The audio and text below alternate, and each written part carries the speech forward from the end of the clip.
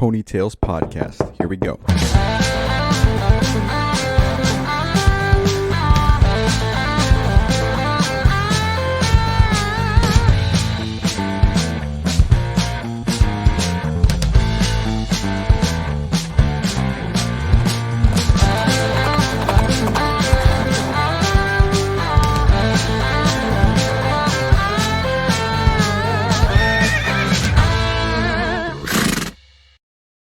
What up, everybody?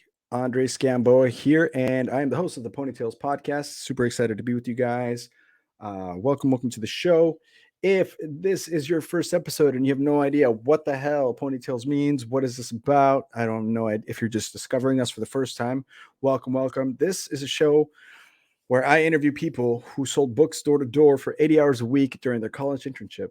And it's a pretty crazy group of people that have been doing this for 160 years through Southwestern Advantage.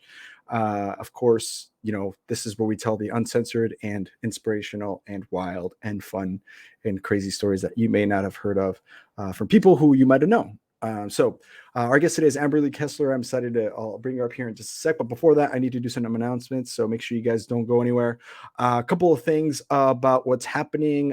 BIZZLER and Elevate Wellness. So we're working with Elevate Wellness to get shredded. If you guys are looking for a way to get into shape this summer, if you want a really good, healthy way of staying accountable, eating right, learning how to eat right, learning how to use the gym correctly, reach out to us. Seth Hood and Zane Gallagher and Joe Ignace and a couple other alumni are out there crushing it. A bunch of book people are doing this, and they get ready for summer and Sizzler this way. I couldn't recommend it even more. If you ever had like a struggle with like staying accountable, or like I said, if you maybe don't know exactly what you're doing, reach out to these guys. They are going to help you get into the best shape of your life, both mentally, physically, emotionally. They're awesome. But we're using them to get ready for a BIZZLER trip, which is going to be August 15th through the 19th. We had Maddie Whalen on the show last Thursday talking about how to do this exactly. You guys can click on the link below. There's going to be, if you go to the description, or you can find Maddie's episode and click on the description of our episode. But you click on that link, it's going to send you to how to get signed up. Essentially, what we're doing is it's an alumni getaway trip. Anybody who sold books is welcome to come. As long as you sold for one summer, your spouses are welcome. And we have a whole resort reserved for you guys. All you have to do is call. It's about $9.99 per person, and then on top of that, you got to get your own flights. But we will see you there. It's going to be a lot of fun. We're doing a variety of activities while we're there too. So come and meet a bunch of other alumni. We have people from different age levels come in, different people from different eras of selling books that are coming, and we are super excited for this to be happening here in August. So we'll see you guys there for sure. I wanted to give a quick shout out as well to Will Metscher, who's been really awesome in helping us grow. He's working with Southwestern Consulting. Unless you live under a rock, you probably know what that is. But Will is helping us grow. And one of the best things about selling books, or my time selling books, at least for me personally, was that I was able to impact other people. I was just a college kid teaching other college kids how the world kind of worked as far as I knew. And these are some of the lessons that people didn't get to learn until they were in their 30s, 40s, and 50s. And we were able to make that impact. And Will is continuing to do that there. So he's actually one of the best coaches, one of the most successful coaches that they have. And he is looking to grow and expand his team to help other people change and grow in their life. So you need to work with Will Metscher if that sounds interesting to you, if you're looking something to do in the coaching realm. And if you have Southwestern experience, reach out to us. We'll put you in touch with Will to be part of his team. All of his people under him are earning well into the six figures. So definitely worth your time there. And then last but not least, I want to give a big old shout out to Cardinal Senior Benefits. These guys started working with us back in April. It's been a really cool relationship that we've built with them. Quentin Roberts is the one that really we have connected with, as well as Greta Huerta. This was started by Nick Dale and Pedro Vega 4 years ago. They've grown in double or triple growth every year, and they are like just working and rocking. There is currently room on their roster for more people. If you have experience in selling books, if you want to switch up, have a little bit more flexible schedule, they're working about 25 to 35 hours a week, and several of their agents are earning well into the 10K, 14K, 15K gross profit per week, and just a giant explosion that's happening in that agency. And so reach out to us. We'll put you in touch with Quentin. There's also a $500 referral bonus. So that way, if you guys are into getting paid for referring your friends into doing a new career, that's the way you guys can do it. Also, every 5 people will pick one of the 5 to send to BIZZLER for free. So make sure you reach out to us. Those are our friends over our Cardinal Senior Benefits. Awesome group of people to work with. Love them lots. Now, time to bring up our guest. So excited. Okay, so Amberlee Kesser, you guys, if you have sold more recently, you probably know her. She was a badass book chick throughout the times. Well, she sold 5 summers from 2013 to 2017. So a large chunk of even my career. And I just always remember Amberlee just being a total badass, just right to the point, very open, very direct. That's the kind of person I like. This pretty badass person. Eagle Blitz and Dynasty organization. Shout out. She was a Texas A&M student, and well, nobody's perfect, which is fine. But we go Aggies. All right, gig 'em or whatever the heck they say. Ain't no match for these for the Huskers, but we still love those. We still have the Aggies. Cool facts about Amberlee. She's married to Ben. Love Ben. Ben Kesser is badass. Love you too, buddy. He's always been a really sweet guy. But more importantly, during her time selling books, she had the #1 team in 2017, which is no small feat. We'll probably be talking a little bit about that and the leadership skills that are required for that. And she was a mort hitter. She's a mortician. She hit mort the last week of her last summer in 2017. So let's get her on the screen. Yo, yo, yo. What's up, sister? Hey. How's it going? Cheers. That's right. What is it? What are you drinking again? I forget. Tequila and lemonade with some jalapenos. Oh, I got to try that. Tequila and lemonade jalapenos. Okay, well, you know what? I was on TikTok, which I could just do a plug real quick about how much I love TikTok. I've deleted all my social media, Facebook, Instagram, but I keep TikTok because it's the best. Anyways, and all these people are doing tequila and limeade. So there's like a limeade that you can get from the store, and you put jalapenos in it and just let it sit overnight. And I went to all the stores, went to 4 different stores, and all of them were sold out of limeade. And it's because of TikTok. I know it. So anyway, settling for tequila and lemonade instead. The power of social media, and I love it. Lemonade, tequila, even though it's not limeade, but we'll make work because we're book people. We just make it happen either way. So thank you for being on the show. Hope you have a good time. I'm excited to get to know you a little bit. I mean, I knew you. I was talking to you about this. I knew you and I knew of you, but we never really had a conversation during the whole time that we were selling books. So this is exciting. Yeah, we're about to have a conversation. Let's do it. All right. So what are you up to? We always like to start with what are you doing now? Walk us from 2017 to now, the last 5 years ish. What's been happening in your life? Walk us through where are you working? What are you doing? Where are you living? Catch us up. Yeah. So Ben and I moved to Nashville whenever I got done selling books. So we got done selling books and then did like this 30-day trip across Europe, which was really fun. Moved to Nashville. I've done a couple different things between selling books and where I am now, which is Family Heritage, which is just awesome and where I will be forever. But yeah.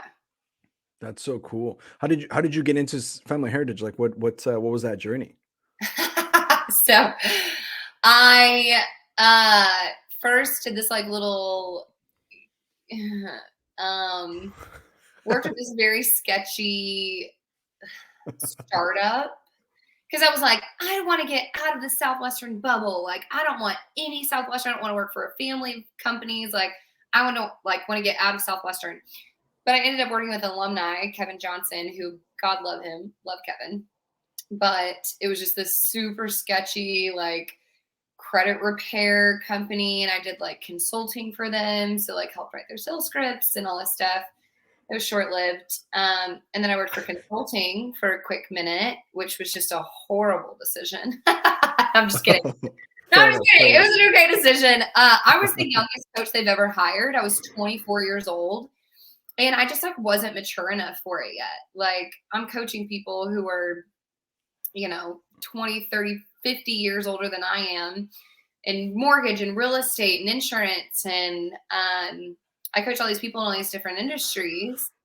And, I just hated working from home, really is what it is, because you're just on the phone all day. So but whenever I coached all these people, all the people that I coached in insurance, because I coached all these different salespeople and all these different industries. People in insurance made the most money, had the most freedom, flexibility, and had the most fun. And were just the coolest people that I coached. So I was like, this guy's an idiot. And I'm coaching him to make double his income, which is already double what I'm making. Like, I need to look into that. So I looked into a bunch of insurance companies. And I did a short stint with Cardinal. It was like literally a month. And then Justin Ellingson, and so Dillon Buck, who's a good friend of mine, started working with Family Heritage. What? I love Dillon. He's great. Yeah, he's awesome. You should have him on here. I know you've had Courtney. His episode will be way more interesting than mine. And, Justin Ellingson was like, well, you should go follow Dillon.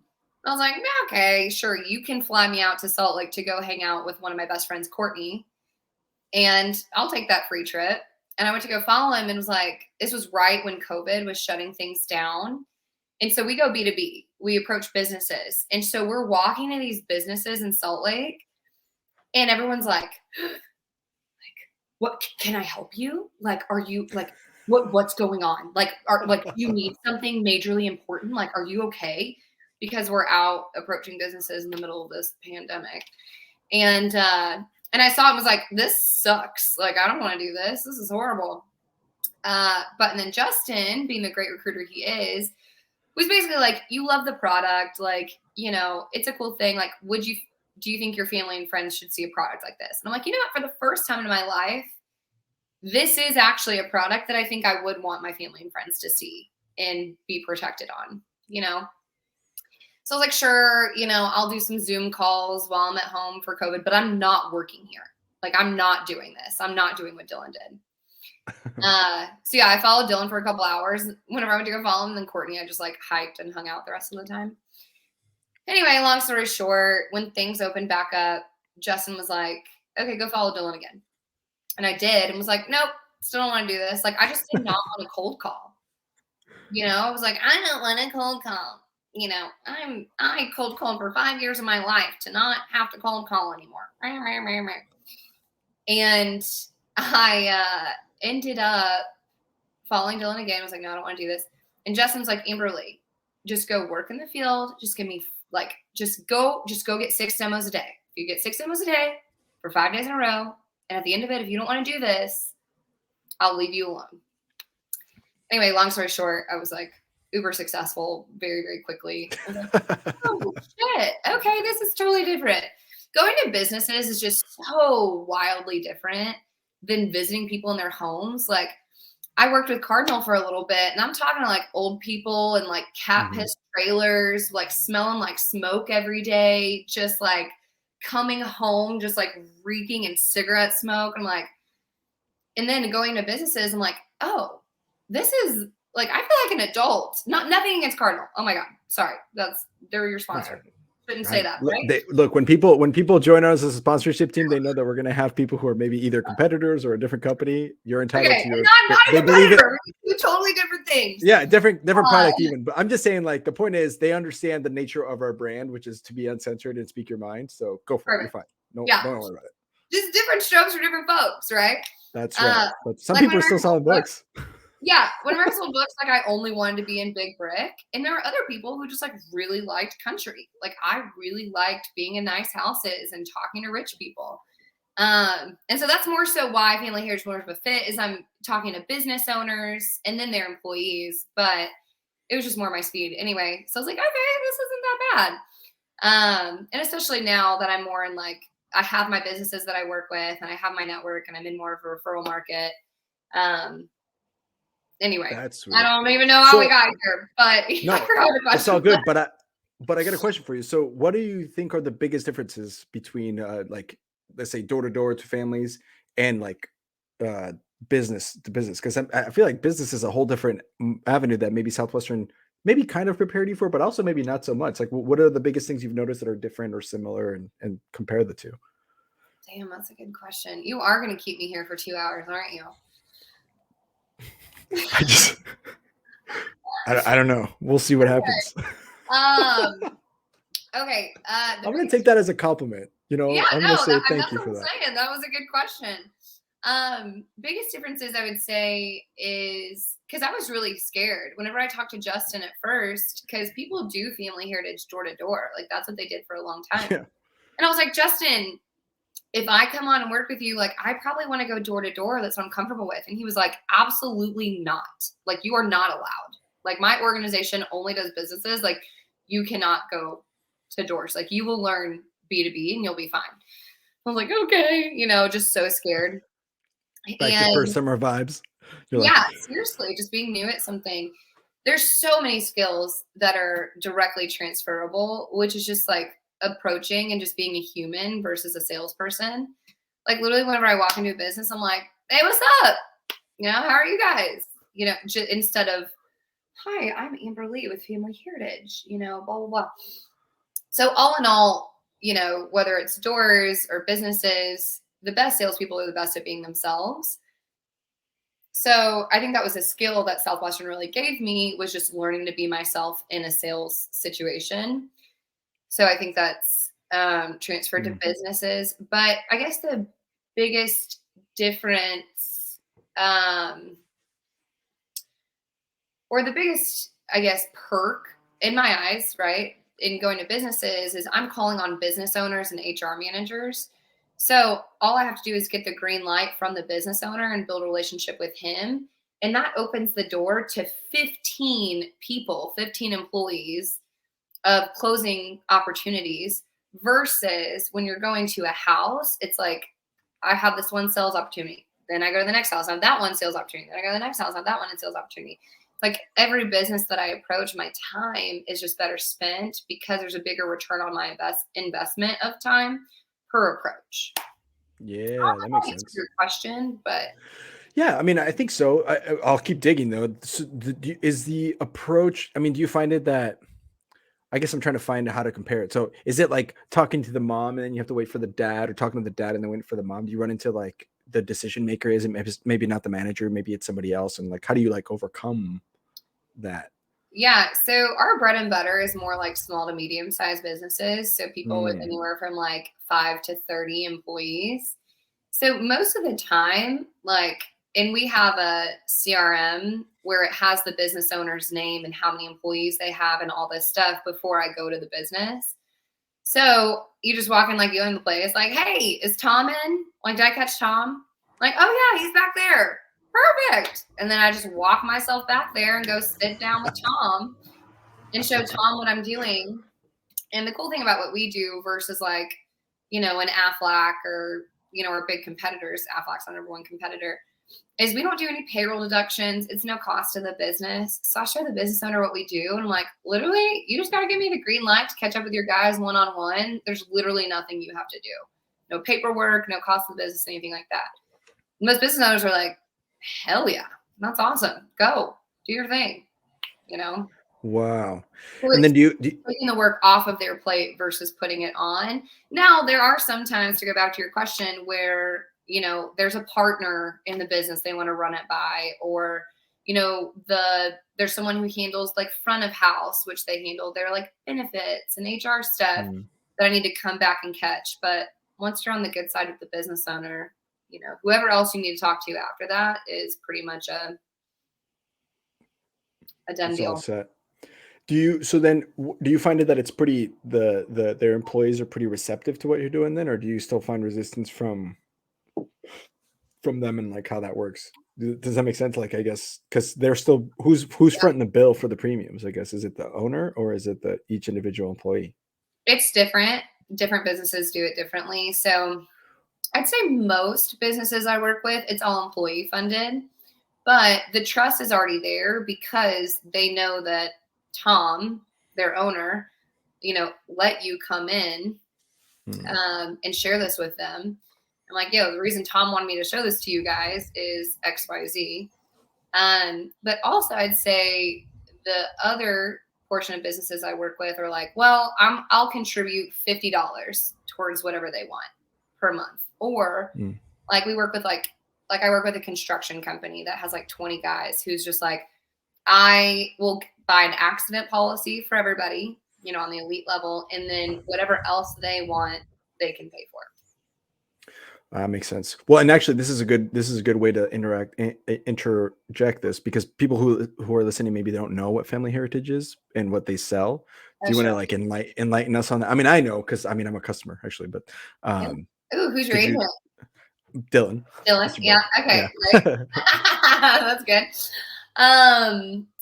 Yeah. So we do basically, when folks get hurt or sick, there's two types of costs that they see. Direct costs are like doctor bills, medical bills, things like that. And that's typically what health insurance is for. However, health insurance is a freaking scam, in my opinion. I don't say this to my clients or my potential clients, but health insurance is such a fucking scam. It's like, pay me a bunch of money every single month, and then when you get hurt or sick, pay me a bunch more money before we start paying anything. So anyways, that's just my personal opinion. But having gone through a major accident last year, but so health insurance, yeah, I tore my ACL skiing last year, and I wouldn't wish shit on my worst enemy. Really? That sucks. I'm health sorry to hear insurance, in a nutshell, pays doctors and hospitals. We instead just take that cash and pay it directly to the individual so they can use it however way they see fit. So, for example, whenever I tore my ACL skiing, you know, I was number one, when you tear an ACL, like I had to have surgery. I couldn't weight bear for months. Like I was out of the field for like 5 months. And I was fine. I didn't have to work. Like I got a husband who works and a savings account and all that kind of stuff. But my deductible was $5,000, and my family heritage policy paid me $9,000. So it not only covered my deductible, but then also was just extra cash in my pocket, which definitely doesn't hurt when you're laying on your ass for 5 months. Yeah. Like, would we have been okay without it? For sure. Was it super freaking helpful to have? Absolutely. Absolutely. And you essentially got paid to tear your ACL. Yeah.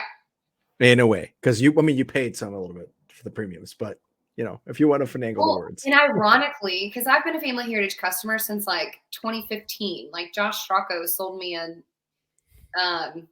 accident policy like a long time ago, but I ended up canceling that accident policy because Aaron Schaefer sold Ben and I a cancer policy. Anyway, I just didn't understand how it worked. Long story short, I had my accident policy, I'm not kidding you, for a month before I tore my ACL, because I realized, I just looked at all my policies and was like, I thought I was covered on everything. If you wouldn't buy what you're selling, you shouldn't be selling it, right? And I looked at my policies, was like, oh shit, I don't have accident. Got myself in, not thinking I would ever use it, because I don't do anything crazy. Like that was the third time I've skied in my life.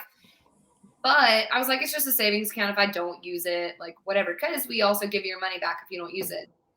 Like whatever, worst case scenario, I should get all my money back. And then a freaking, month later, maybe it was 2 months. Anyway, I paid them $60 and they paid me $9,000. So not bad. That's pretty not bad. That's not bad, is it? It's pretty not bad. So that's for the folks that don't know.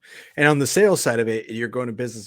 That's a new frontier. But honestly, it sounds like it's pretty legit, because when it's like they're all bombs. You might get told no several times, but once you get a yes, it's like so it's it's pretty legit. Yeah, it's a very similar model to books in the sense of like it's just approaching and talking to people. It's just like I literally carry an iPad. Like it's like I did my last summer selling books. Like it's very, very similar concept to what I did in Southwestern. And you say you want to be with them forever. What about it does it really appeal to you for like a career side of things? What are the biggest like perks in your mind for working in that company? Yeah. So whenever I made a list a long time ago, whenever I left Southwestern, which is funny because I came across this a couple months ago, I was like, oh shit, this checks all my boxes. But my number one box, not afraid to say it, was money. I wanted to make I wanted to get hella paid, which Family Heritage just has an incredible income opportunity because, like most insurance, I mean, I guess probably not P&C, like property and casualty, but we get advanced, on the premiums that we sell. So every time we write a policy, there's a big deposit in our account. So we can make thousands of dollars a month. I think my best month, I made like 17 grand in a week or something. But That's not bad. it doesn't suck. Yeah.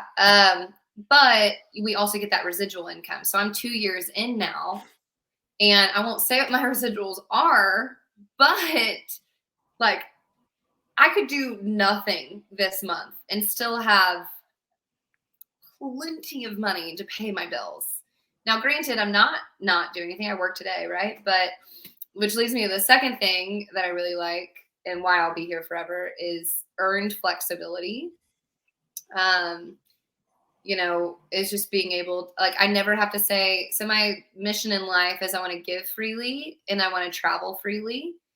So if I see a cause that comes to my heart, like, I just want to be able to give to it. I'm not on Facebook anymore, but like, you know, people used to do fundraisers on Facebook, or you see GoFundMe pages or whatever, or if someone's like going on a mission trip, like, I want to be able to not think and just be able to donate.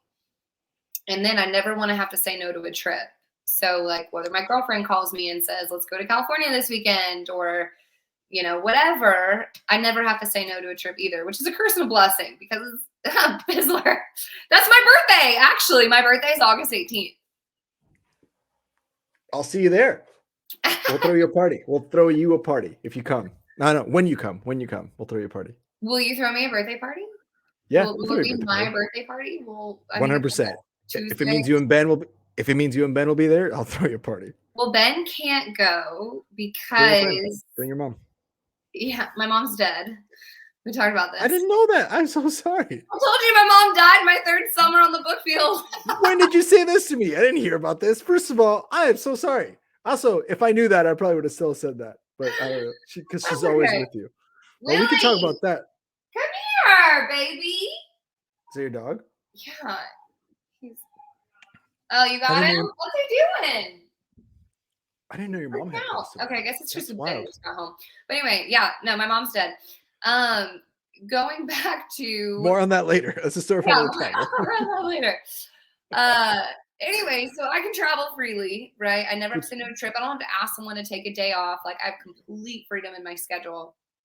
But then I'd say the biggest thing that will keep me here forever is just the culture. Like again, shout out to Dillon Buck and also Justin Ellingson, who would be they would both be great. Yeah, we'll get them on. Guests. But Justin Ellingson, I mean, has just built something that Family Heritage has never seen. Like, is breaking every freaking record. He was one of the first people to pioneer businesses. I feel like, why the hell are we working 10 a.m. to 8 p.m. at night? Like, this is crazy. And having appointments on Saturdays because they're catching people at homes. Hell no. Like, we're adults. I don't want to work on the weekend or at night. So he's like, yo, we're doing this B2B thing. And has just built an organization that's just incredible. So Justin's awesome. And then Dillon coming in, I mean, he just is always an attractor, obviously. But our group is called Elevated. So like Dillon's organization. And we're all best fucking friends. We hang out all the time. Like we do leadership retreats. Like it is literally all the shit we hated about Southwestern is gone, but all the things we loved about Southwestern are here. Love that.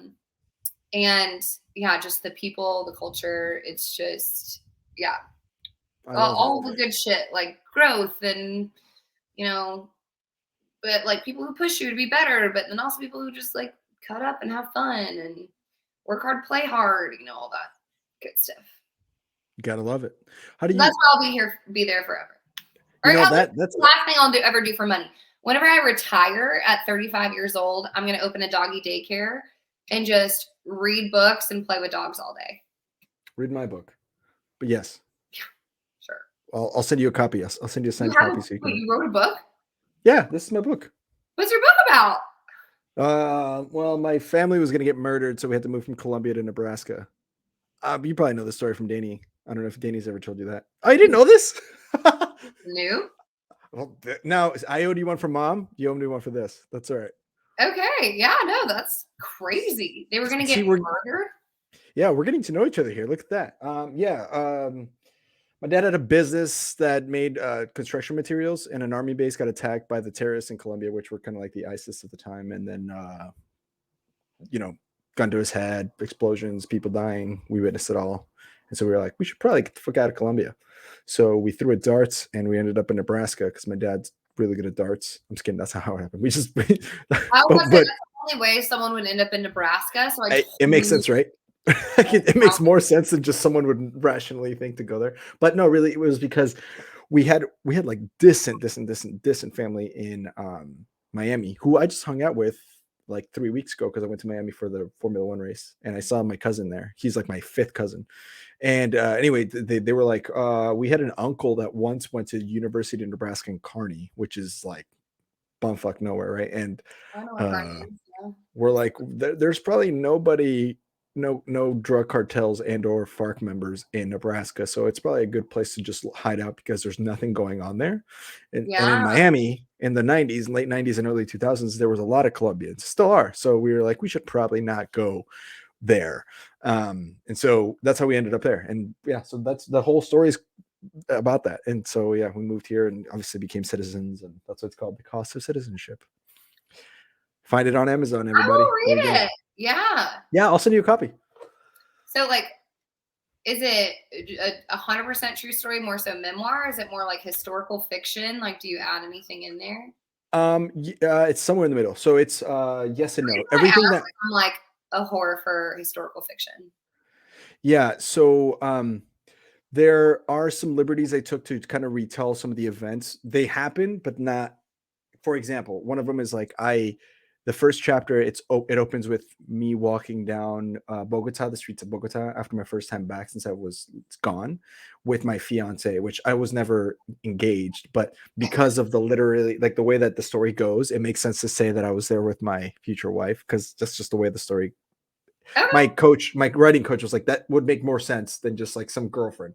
So I was like, all right, cool. So, or like there's events that happen in like chapter 6 and 7 that they happened to either me or my brother or my dad, but because of the flow of the story made more sense to put them all kind of in the same place. So they happened, but not in that order because it wasn't good for the story itself. But overall, yes. Once you get to where we finally landed in the US, everything from then on is straight up 100%. That's sweet. The rest is like 95% true. That's awesome. Did you use self-publishing school to write your book? Yes, that's exactly what I did. Nice. Yeah. I almost went there. Oh, dude, that would have been talk about a lot of growth for me personally. That company is bananas. It's a really solid company to work with. And yeah, they were super cool.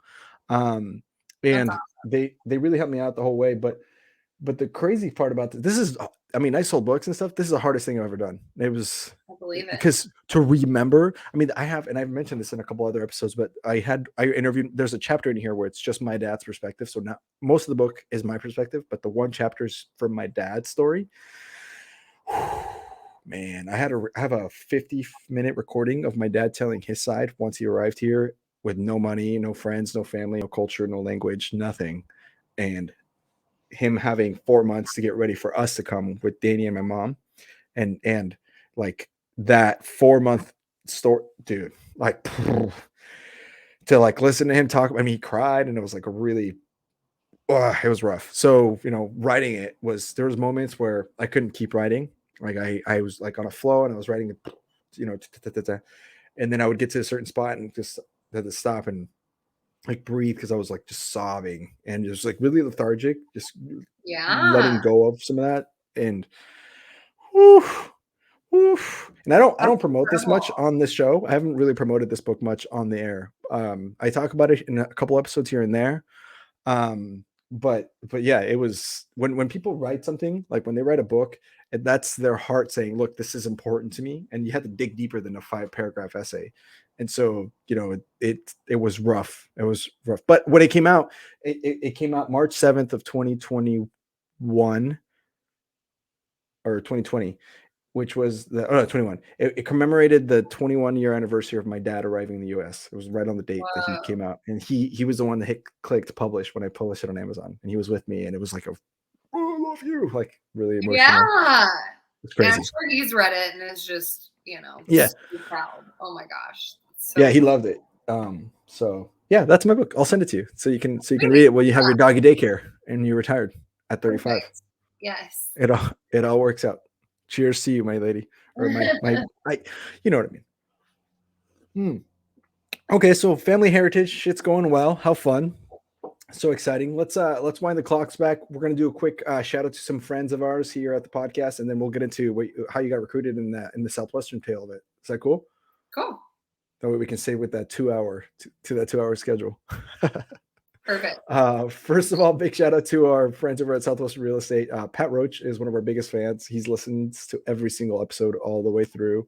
So be like Pat. But currently those guys are working on expanding their already awesome company, kind of like Family Heritage, and Amberlee was referring to this, where people are talk about a person who was able to create an amazing culture by taking out of the negatives of Southwestern and just keeping the positives and allowing people to flourish. That's exactly what they've been doing there. So real estate is one of those industries where I think it's like 95% of people who are licensed and start a year later quit. Which is a crazy turnover rate. Same thing in insurance as well. But Pat Roach has actually kind of flipped the script on that. So in the last 15 years, they've grown so big, and now 95% of his agents now stay with the company because of the fact that they were able to create such a cool culture there.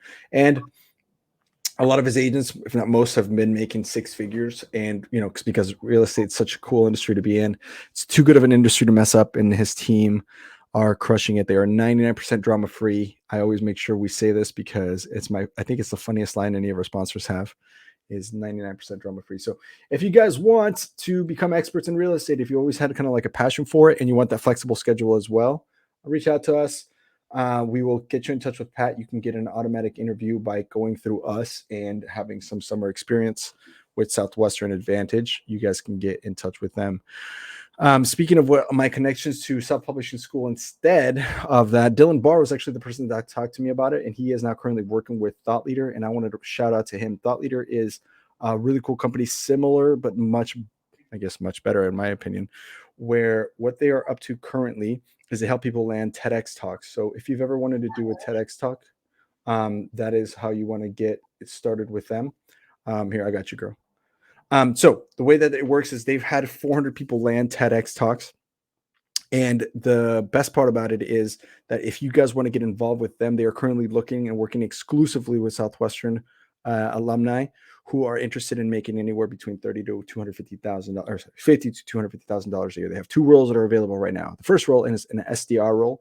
The SDR role is where you have warm leads that are coming to you, no more cold calling, which is one of the great things about leaving Southwestern is you can choose to never cold call again. All people who are interested in having their story told on the TEDx platform, you guys are able to qualify them and make sure they're fit for the program that they have. And if they're good, that's it. On target earnings are between $50,000 to $75,000 a year. The second role is the enrollment specialist, which is the person that wakes up in the morning, has their schedule completely filled out with qualified leads, and all you're doing is talking to people all day about their interesting stories and how you can help them best get on the TEDx talk of their dreams. And so make sure you reach out to us, DB. We're working with DB or Dillon Barr at thought-leader.com. Here's who you can email for that. He is the sales director and director of client experience.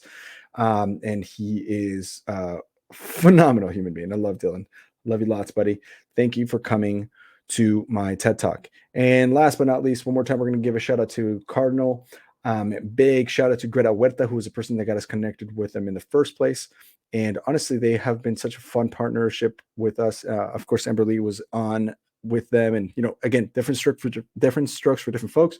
If you're the kind of person that's looking for flexibility, you want to help people who are kind of marginalized in a way, they're helping people create a better end of life experience for them and their loved ones. It's a really, really cool product that they're doing and working on with them. And of course, they've had several people: Nate Alberts, Michael K, Ian Pinzado, Greta Huerta, Nathan, and Travis Mickelson, Lucas Holland. All of these guys are earning 14 to 15K gross profit per week. So if those numbers sound appealing to you, reach out to us. There's a $500 bonus currently going with Cardinal Senior Benefits that you guys can get take advantage of for referring the right person to them. So on that note, we'll leave it at that. A couple more shout outs to come, but we'll bring Amberlee back on. Sorry, I called you Amber. Jeez, I'm just the worst. Really the worst. Literally the worst. Yeah. Yeah, I mean, it's like Putin, Hitler, Andres. Who's to say? Yeah, exactly. All right, so yeah, that's right. We're just drinking along.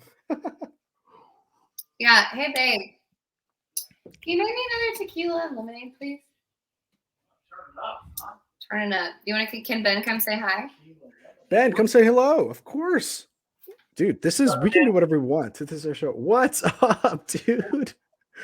Man, I can't wait till next time I see you because you get better looking every time. That's the truth. True.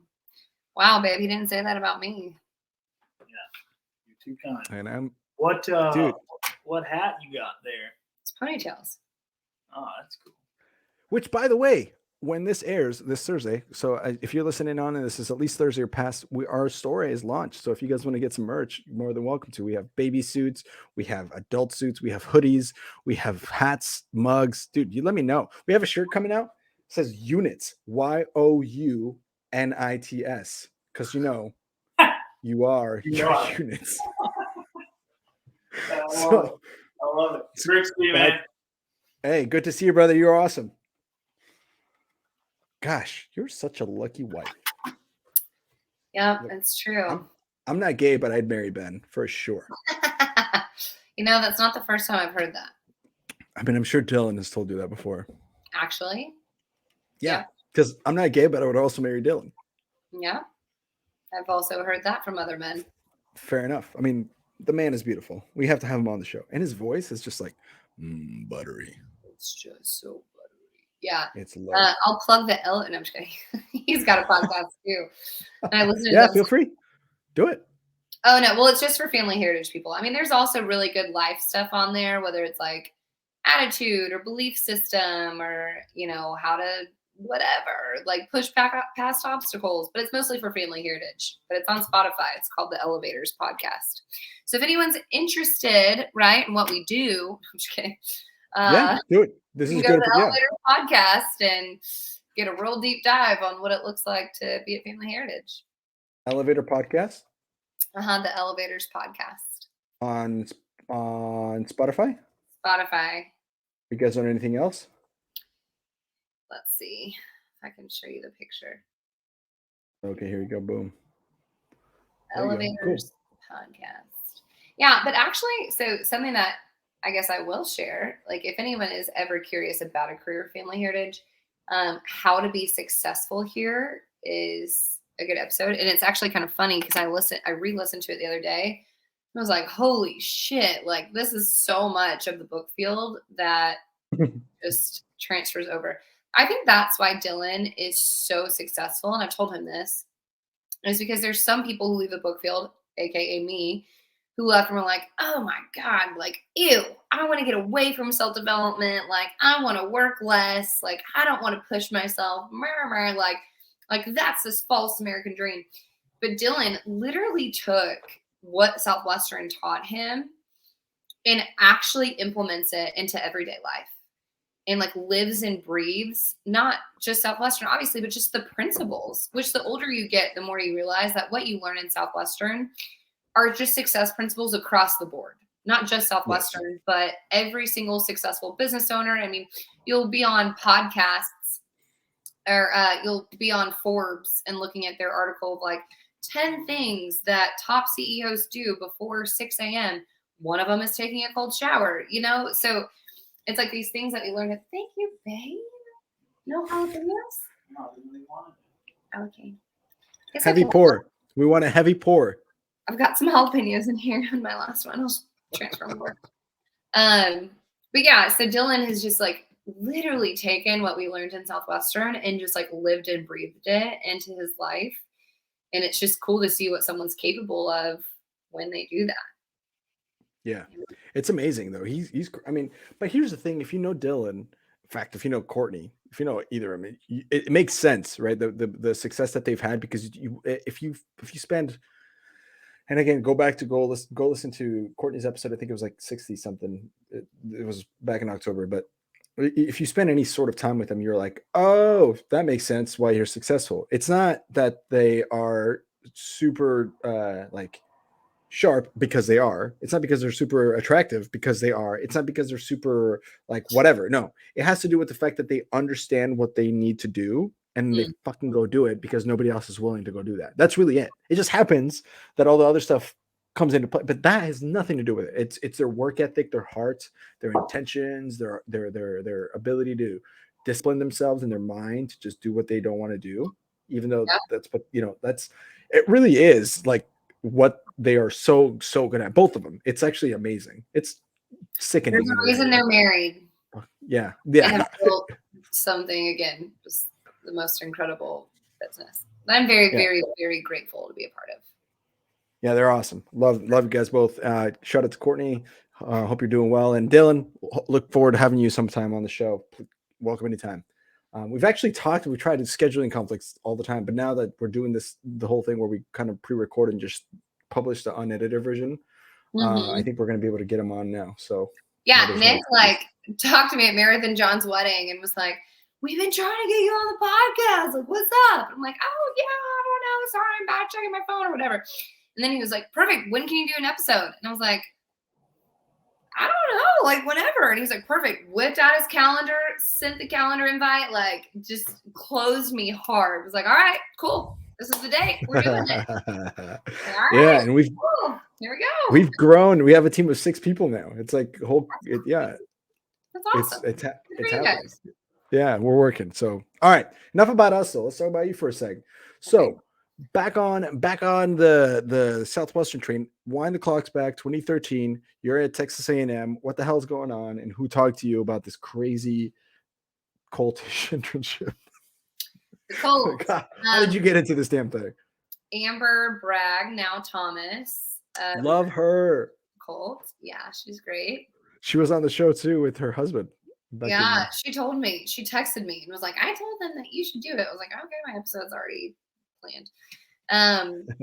But so it was actually like 2 weeks before the summer. I was getting promoted to I was key holder at Texas Roadhouse, where I worked in College Station, which meant I would like transfer to bartending and start training. And it was just kind of a big deal for me as, a college kid, 19 years old. And I already had an internship lined up with this like sports, this like D1 baseball team out of College Station, Texas, the Brazos Valley Bombers, which is what I wanted to do originally, was just community outreach for sports teams. So like media relations and just community outreach anyway. And I had gotten food poisoning. This is like April 20th. I remember because I couldn't celebrate 420 because I had food poisoning. And it was April 21st. I laid in bed all day, skipped all my classes. And Amber called me, and I remember her asking, do you have any internships lined up for this summer? I was like, yep, I do. And she's like, perfect. Well, you should come hear about this anyway. This is the address, yada, yada. Do you consider yourself a reliable person? Literally the only reason I went was because I felt like a piece of shit because I'd laid in bed all day, even though I wasn't feeling sick anymore. I'd had food poisoning the day before. It only lasts 24 hours. I was like, okay, I should probably get up and do something. And I got to the info session. It was me and 6 other people. And I was in the front row, and Amber held my info session. And there was no like fancy projector. Like it was literally just her up by herself. Nowadays, kids have PowerPoints and projectors and all this stuff. It was just her and a whiteboard. And I remember being like, number one, her dress is from Target. But number 2, I was just so bought in. I was like, sales? Yes. Like, I think the idea of door-to-door just like, whoop, went right over my head. And I remember when they called, they asked people to, like, who's interested and who's not. Or, like, if you want to apply, nod your head yes or whatever. If you don't want to apply, nod your head no. And I'm in the front row. And I remember thinking, shit, everyone's going to apply. Like, I'm going to have to compete with all these people. Like, who would say no to this? Like, just fucking fire. Like, fire. Eating it up. Yes. And it was only me and this one other person. And then I remember one person went with Pedro and the other person, and I went with Amber. And I remember thinking like, oh, okay. Well, I'm glad, like, I just connected with her immediately. Not that I just didn't know Pedro. But anyway, I was like, ooh, like, I'm glad I got the girl, you know? Anyway, long story short, we sit down, and it's kind of a weird story, but I get cold sores. Yep. They're hereditary. If you get them, you know you're in a secret society of people who get them and know how fucking terrible they are. Confidence killer, you know. You know. If you get them, you know. And I sit down, I'm kind of self-conscious, and I'm like trying to answer her questions. And in the middle of the interview, she goes, is that a cold sore? And I was like, yes. Yeah. She was like, oh my God, I get them too. And just, you know, we bonded on cold sores. She was like, aren't they the worst? Oh my God, just such a confidence killer. I'm like, yeah, I know, right? So that's how I was recruited. Yeah, cheers to my cold sores. Gross. Ooh, look, that's kind of fun. Okay. And then I tried to go cold. So this was like 3 weeks before we left for the summer. Then a week before I left, my whole family was like, what? Like, this is crazy. Like, this is insane. Slave labor, blah, blah, blah. If you divide 80 hours a week by $8,000, you're only making this much an hour. Like, you know, whatever, normal parent bullshit. Which actually my mom, God rest her soul, was super supportive. She was like, yeah, oh my God, baby, you'd be so good at that. And then like my dad's side of the family, who I was closer to at the time, were like, oh my God, no. So my sister, my half sister goes, you need to call that girl and tell her you're not going. You need to call her and tell her no. I called Amber, she turned me around, came out that summer and made $17,000 and cried every single day my first summer. But super glad I did, you know. And you know what? Oh, you're muted. I can't hear you. Oh, here we go. Okay, we're good. And last thing I'll say is how she turned me around was she pulled the God card. Because I told her, like, you know, she's like, why is this a good fit for you? And I was like, well, I just think that the Lord, like, is putting this opportunity in my path for a reason, right? This is during the interview process, not when I'm trying to go cold. And she goes, Amberlee, people change their minds. Fear changes people's minds. You know, humans change their minds. I believe God is the same yesterday as he is today, as he will be for tomorrow. And God does not change his mind. And you told me he thought that you should do this and that he put this opportunity in your path for a reason. So you kind of, wow. I was like, damn it. No rebuttal. Here's the thing about that that's crazy is someone listening might not know Amber's like heart, but she meant that. She meant that. That wasn't like a manipulative thing. Like that was like she meant that. And here's the thing, looking back now, even if all you got was your husband out of it, which I'm not saying that that was a good reason, but like the life that you have now, because you were able to have this community around you, even in your job, maybe forget your husband, talk about your career, forget your career, talk about like the skills. Yeah, she was all about it, and she was 100% right. So let's get into the summer and why you cried every day. Hold on. First impression, because here's the thing. I got recruited Wednesday before sales school. Mm-hmm. So I'm with you where it's like, I have no idea what the fuck is going on. Like, right. I'm just going to go do what this person tells me to do because they seem sharp and they seem like they know what they're doing, which, by the way, you have Amber. So it's like, wow, lucky. So no offense to Steve Thyden, who was my student manager, but I mean, geez. Steve, I know Steve. Amber Bragg. Wow, what a human. So you go to sales school. What was that experience like for you? I feel like that's always like the cold bucket of water that just smacks your face. What was that experience like? And like the speakers and all that stuff. It was horrifying. I mean, she thought that, like everyone thought I was going to suck because I like broke down and cried. Like I'm not an emotional person. And I got to sales school and like I had all these stomach issues and I didn't know my fucking sales talk. Like, you know, I had no idea what to expect. Literally no idea. And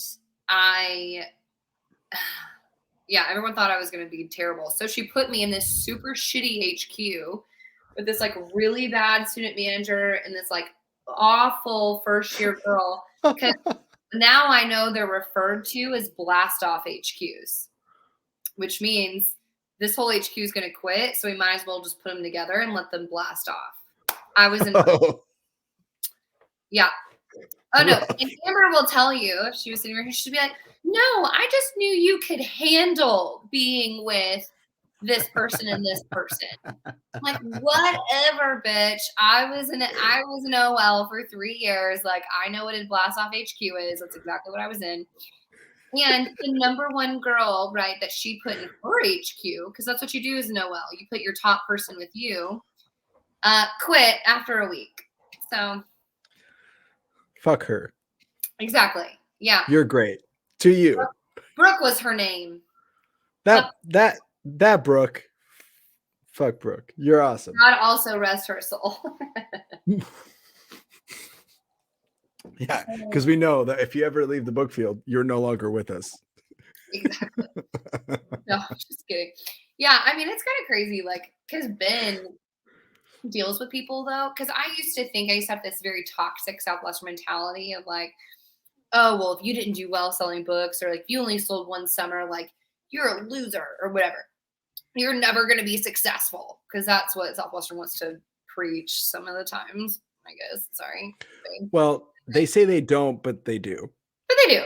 They do. 100. If you're in Southwestern, you are your units. I'm sorry. You can tell me otherwise. You can tell me it's not that way. You can come on the show and argue with me about this. But no matter what, I will give you ample examples of people where it's like, oh, really? It's not. But look, who you're hanging out with, look at the Christmas cards you choose to send like, yes, it is that way. 100%. If you're an alumni listening to this, you know exactly what the fuck my best friend sold over 5,000 units. I'm kidding. Yeah. Oh, wow. Mystery. Yeah. What about the 700 University that you never talked to that was on our show and is now doing amazing shit? Yeah. Well, no, seriously. This is what I was going to say, though, is Ben's job. So Ben is a career counselor, obviously. So he works with a bunch of Southwestern alumni.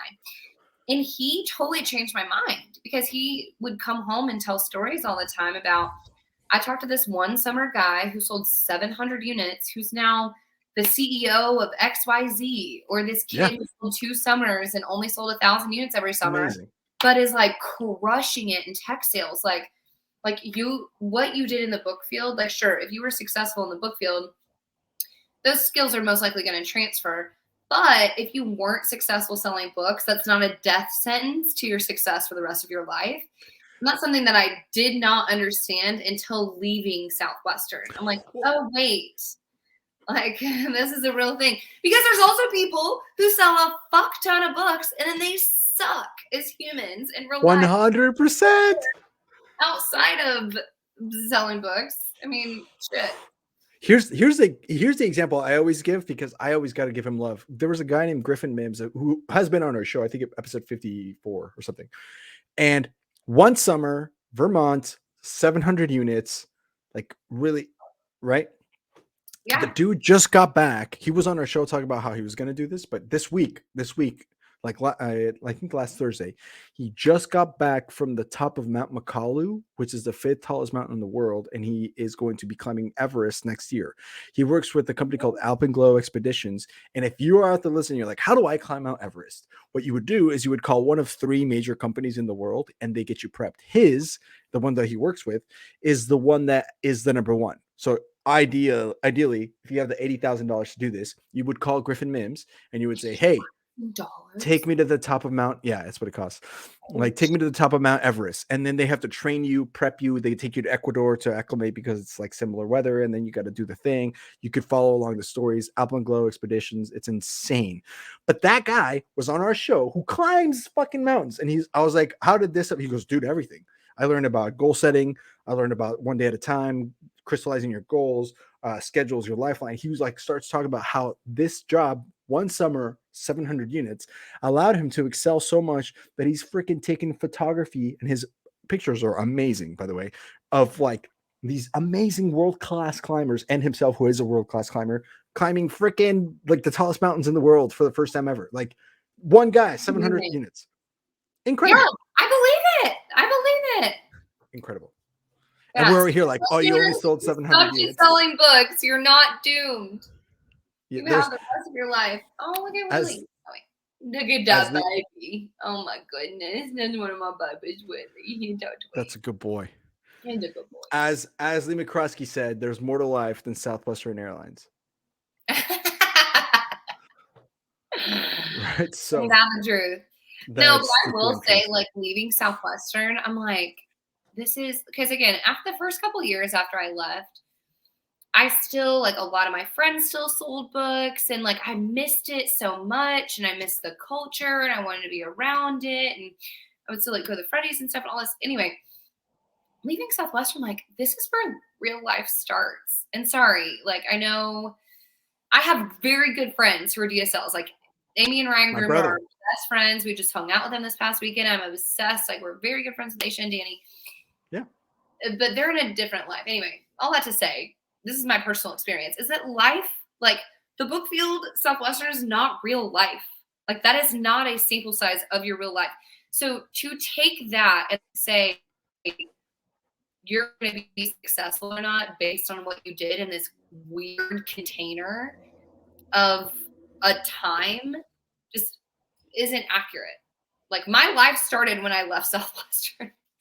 Actually, my life started like 2 years after I left Southwestern, because I was still just like connected, and I just like missed it. And now I'm like, oh my God, life is so much better. I think the further I get from Southwestern, the better my life. And here's the thing. Here's the thing. If you're currently selling books, keep going. Go. Do it. Do the shit out of it. I mean, I did all 5 summers. 7:59, 9:30. Get on schedule. Don't do it like me where you're off schedule. Do it. And if you have a path and you're good and you're natural at like recruiting, do it. And if you build a big team, stick with it. If you're like Danny and Aisha or like Ryan Group, do it. However, if you are not like that, if you're like me, where it's like your 4th summer, you sold like 1,200 units and you were massively mentally not in the game, leave. Get the fuck out. And then go open up your mind to the different wonders that world can offer you, to see how great your experience was, that when you land into a real estate industry or the insurance industry or whatever, entertainment industry, that you're like, wow, this experience is so valuable that I can use it to then succeed at whatever the fuck I want to do, and just commit to it, and then use things that you learn to do the shit out of that. Because I promise you, again, life begins after Southwestern. Now, again, for my brother, who I respect very much, I respect what they do. I respect what he's doing. Yeah, good for him, because it worked out for him. It worked out for him, and that's good. Stay on that path. That's not. Yes. Which, but if you're not, to add this, the world needs more fucking book people, dude. Like, my dentist, we have a different dentist every single time we go into our dentist office, and I'm like, why? Why is our dentist? And they're like, we're so busy, no dentist can handle the stress of being here. Or like, I had to go to like 5 women doctors to finally find someone who would actually listen to me and have good bedside manner to ask me the good questions, figure out what the hell was going on. And every time I would leave that appointment and be like, man, if this bitch sold books, like, she'd be able to ask me questions to figure out what the hell is wrong with me. But no, like, they have no bedside manner. They don't know how to talk to people. They don't know how to ask questions. They don't know how to find a need. Like, the world needs more book people, whether it's in any kind of industry. But I think a very, very, very select few should be there for longer than 5 years. I think 5 years is like the perfect. Preach. This is how I've always said it. It's the best internship in the world. If you get a chance to do it and you get invited to sell books while you're in college, do the shit out of it. Go do it. Career, jury's out. Is it the best career in the world? The jury's out, right? And it's not for everybody. And it's okay. That is so okay. It's very much okay that you move on. It's okay that you didn't do that well. You know, it's not indicative of who your life again, like you said, if you did well, odds are you're going to do okay. If you didn't do that well, odds are you're still probably going to do okay. Okay. So Great. keep doing that. Hell yeah. Okay. So now tell me more about why you cried that first summer. Like, what the hell happened? And while you do that, I'm going to pop off screen and take you could still tell the story. I'll be able to hear you, but I'm going to go use a little potty break. Wait, I'm going to go too. Hold on. I got to go too. Okay. So I got a video I'm going to play then in that case for trailers.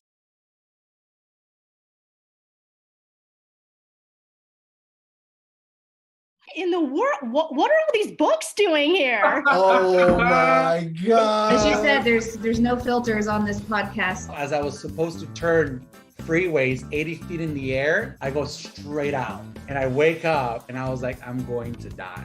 I got a doozy for you.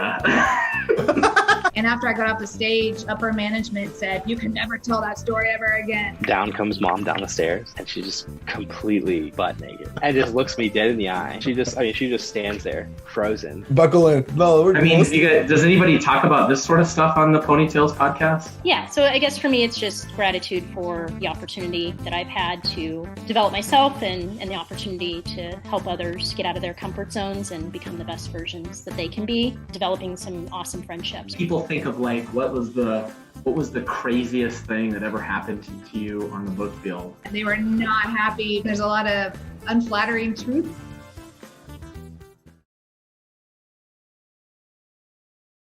And we're back. Look at that. It's perfect timing. Dang. Well, let me get you back on the screen, Amberlee. What up? Hey. Whew. Here's the thing. Sometimes you gotta take potty breaks. This is my Especially when second you're shoving drinks down my throat, Hey, I'm not doing anything. You are doing that to yourself, which I'm glad you are, because it loosens up the conversation. Yeah, we're already an hour and 6 minutes, which is longer than I thought I would be here. So here we are. And we haven't even gotten past your first summer. Unbelievable. Okay, so let's see. All right, so you cried a lot.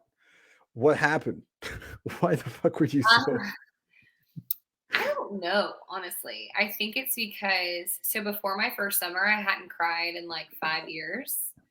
I just had like a really fucked up, traumatic childhood, and I just had to put on this happy face, and everything was fine, and I like prided myself on that. And then just spending so much time alone. Why can't I see you? Oh, you can't at all? Okay, now I can see you. What now? Oh wait, hold on, it's loading. Oh. Like feels weird talking to myself. on my screen I can see us both completely. Okay, you're still black, but okay, I'll just trust that you're there. Yeah, hopefully I'm still here. Yeah, I don't know why it's black. Okay, anyways. No.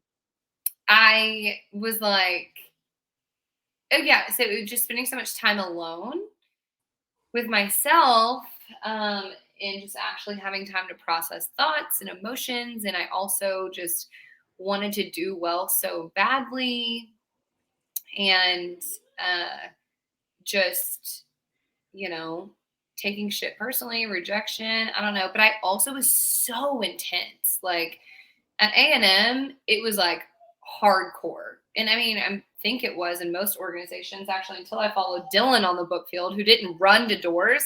This was my 4th summer. And I was like, what?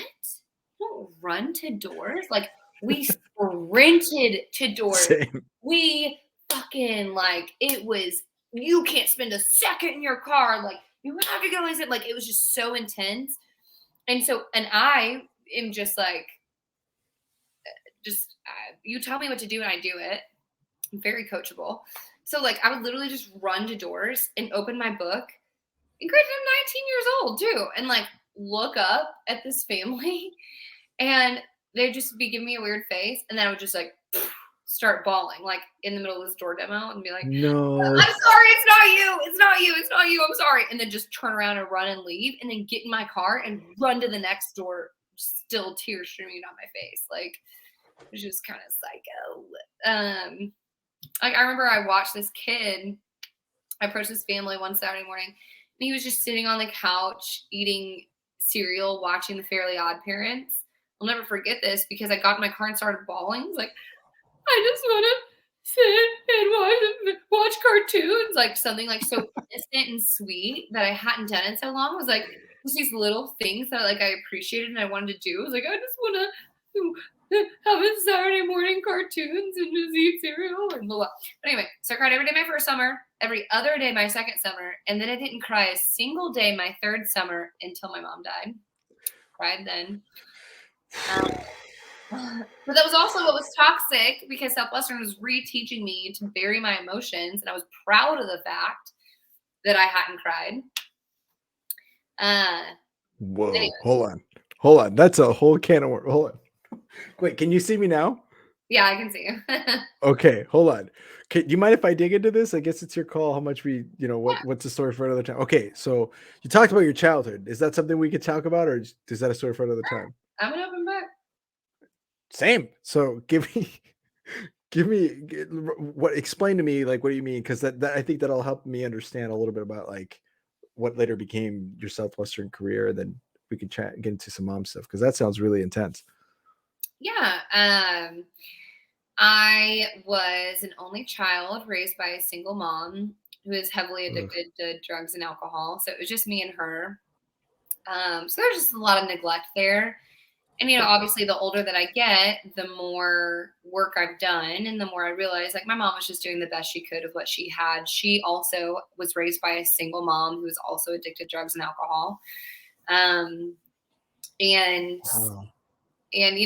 everything from, a guy that I thought was my dad, who my mom told me was my dad that she married when I was 4, ended up getting ALS. So watching him kind of deteriorate and then them have a really messy divorce and then meeting my real dad when I was 16 and then him going to jail a year later and moving in with his family that I didn't know. And it was just a lot of like cries for help, basically for me in high school, like just different friend groups and trying out all these different terrible things. And it was just a lot. And then I'd say one of the biggest turning points in my life, and the reason that I have a semicolon on my wrist, was the guy I dated for 4 years on and off in high school.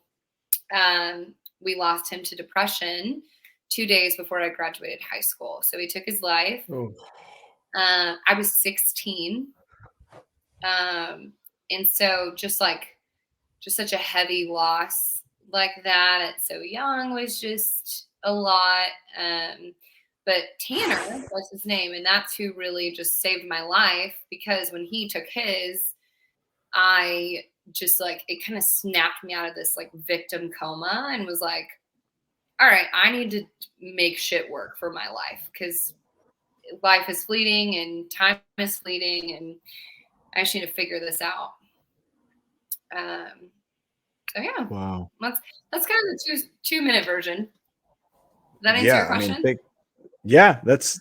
I mean, we don't need to get into any details or anything, but it's your call. But the biggest thing I'm learning here is, well, there's a couple of things. If you don't mind me being candid and open, it's when you. Wow, I'm shook. First of all, I'm sorry about all of that. Yeah, it's hard. It's okay. And shit happens to good people, and when you understand, someone once told me, if you were able to read everybody's book about their life, then there's nobody in the world you could ever hate. And that I love that. Right? That's Isn't really that shook me when I heard it. Say that again.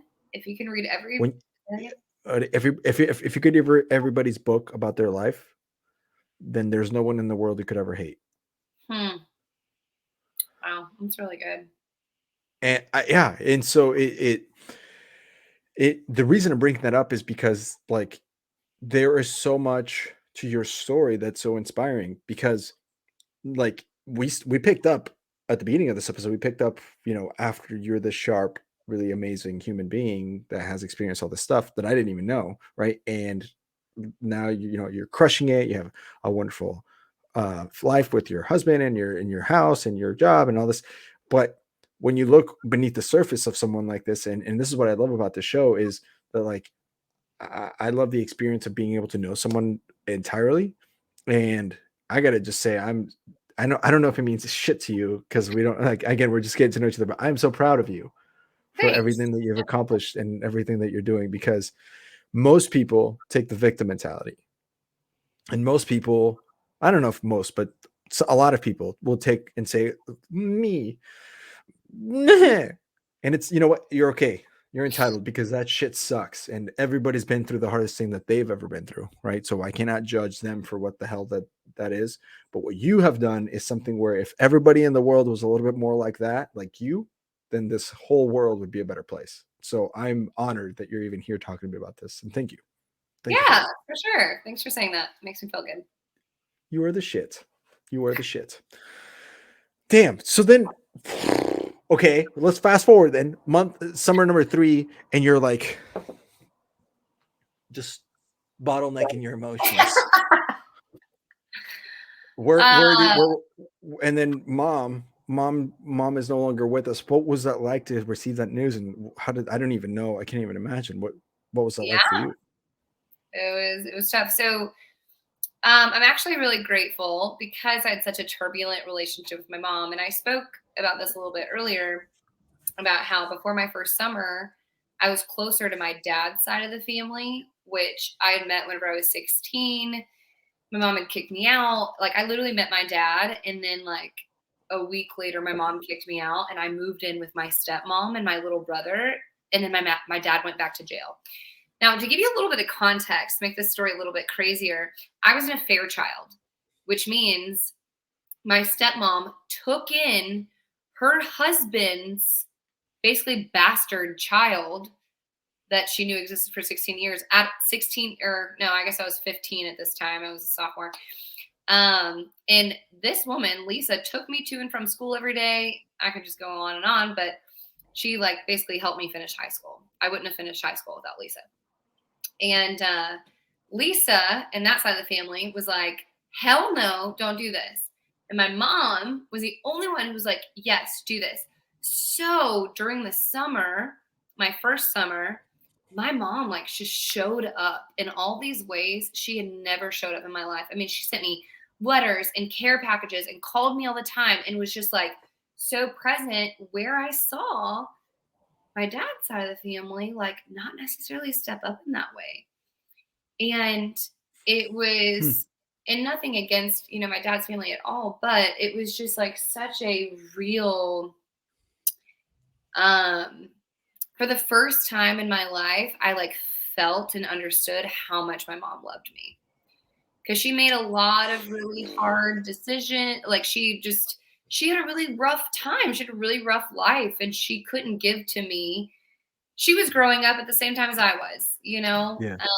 And so my first summer, I really saw and understood how much she loved me. So selling books genuinely saved mine and my mom's relationship.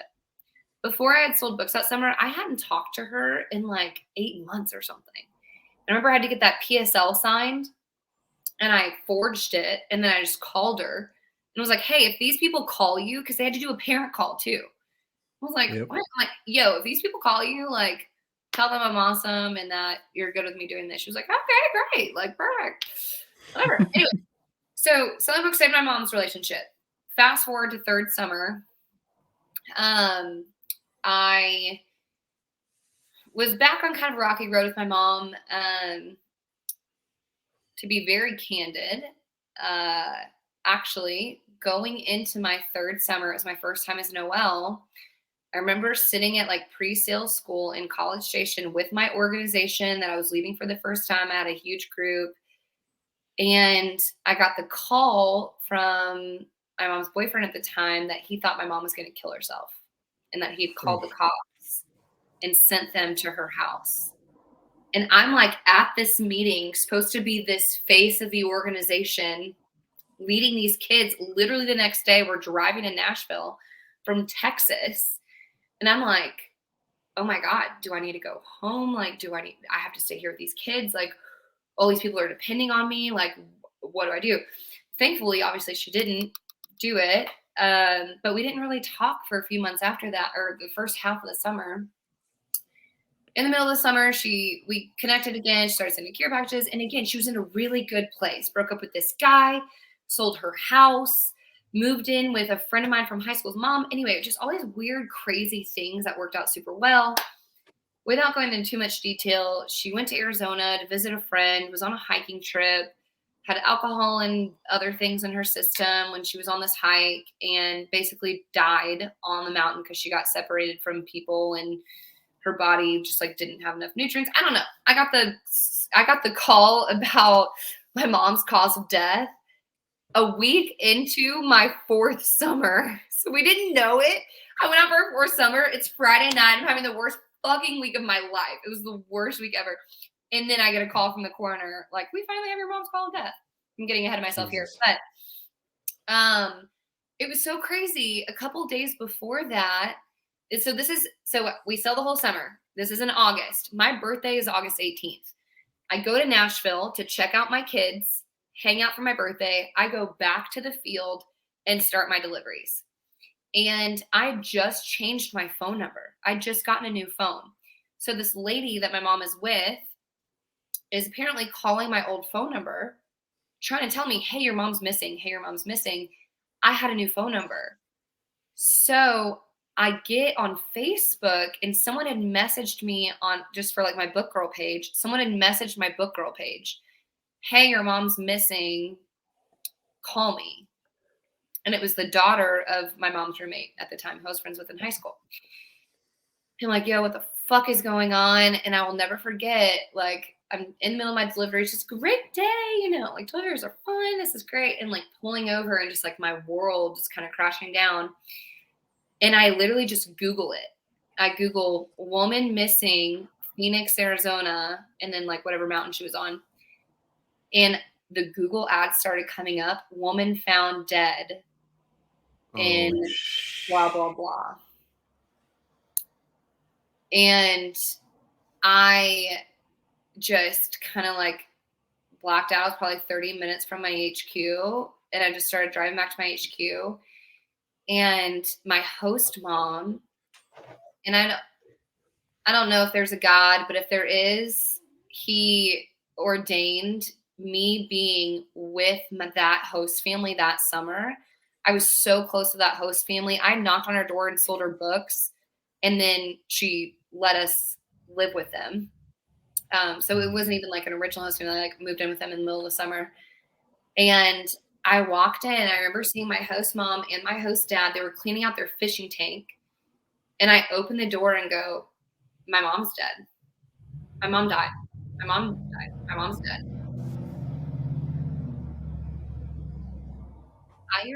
World, in the entire world, I would have rather been than at my host family's house because of the relationship I had with them, because of who they were, because of who Angie was. Angie Frick is her name.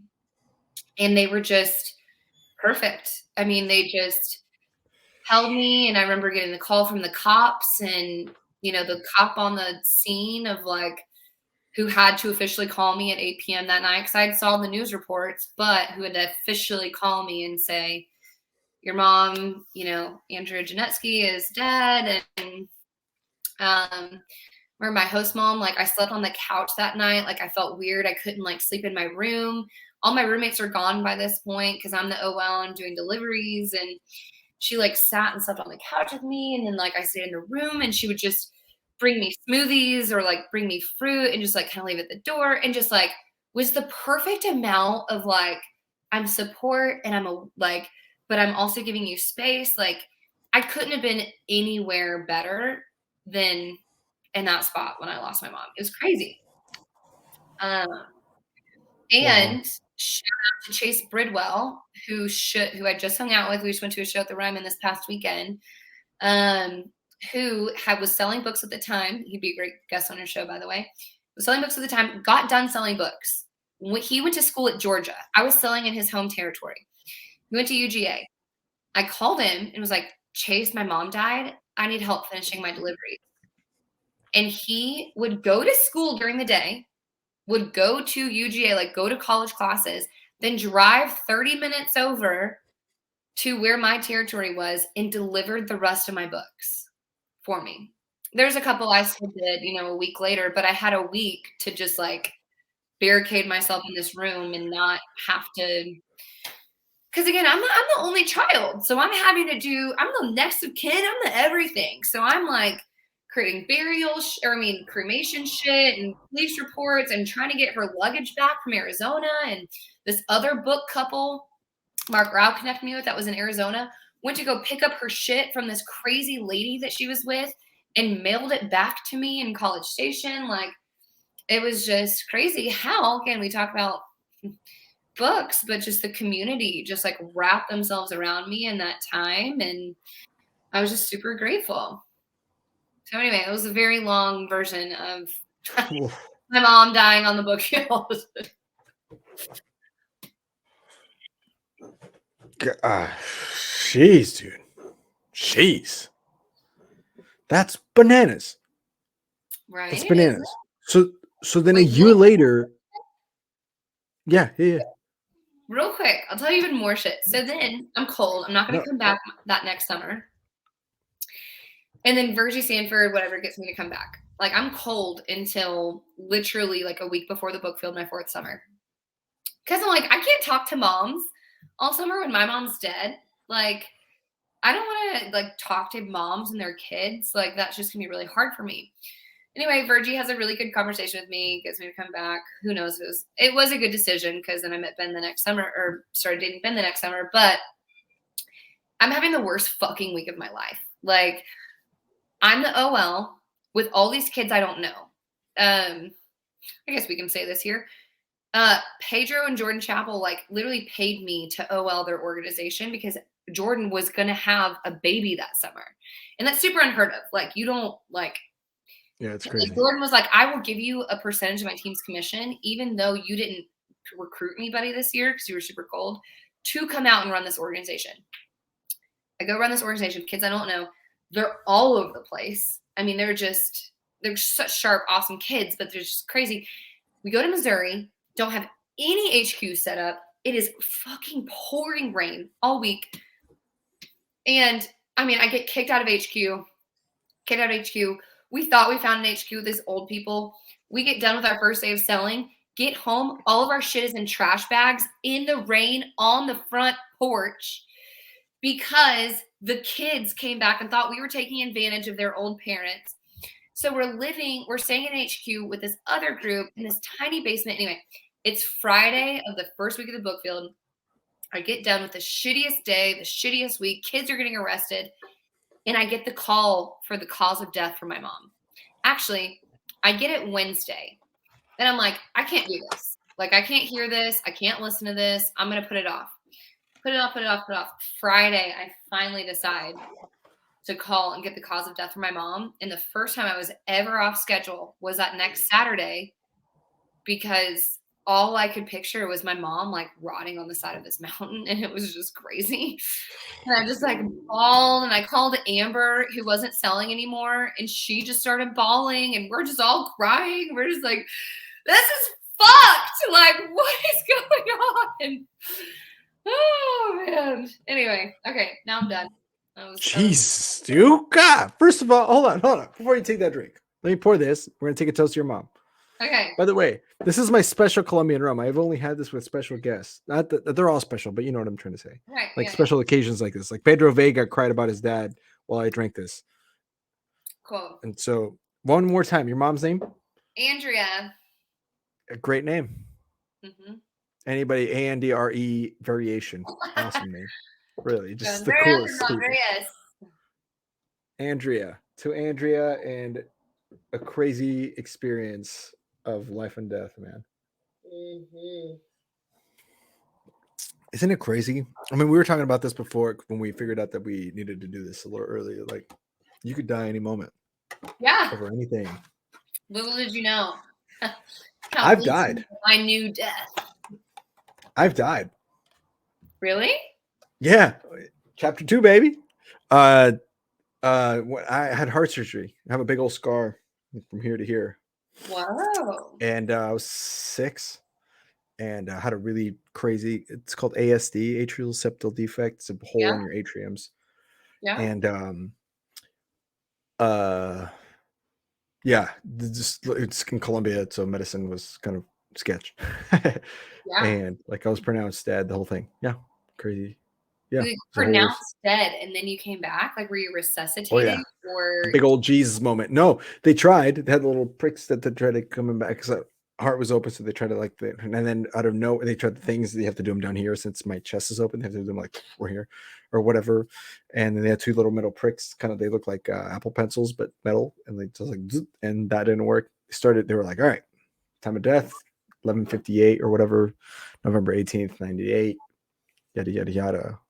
And my brain was still hooked up to the oxygen machine that keeps you running because they have to stop your heart to do the surgery. So my brain was still like connected to that. So I didn't lose any like oxygen when my heart stopped. And then out of nowhere, just and it came back. Craziest. Yeah. Yeah. Holy Crazy story. shit. That's wild. Death, baby. Jesus Glad did it. you're here.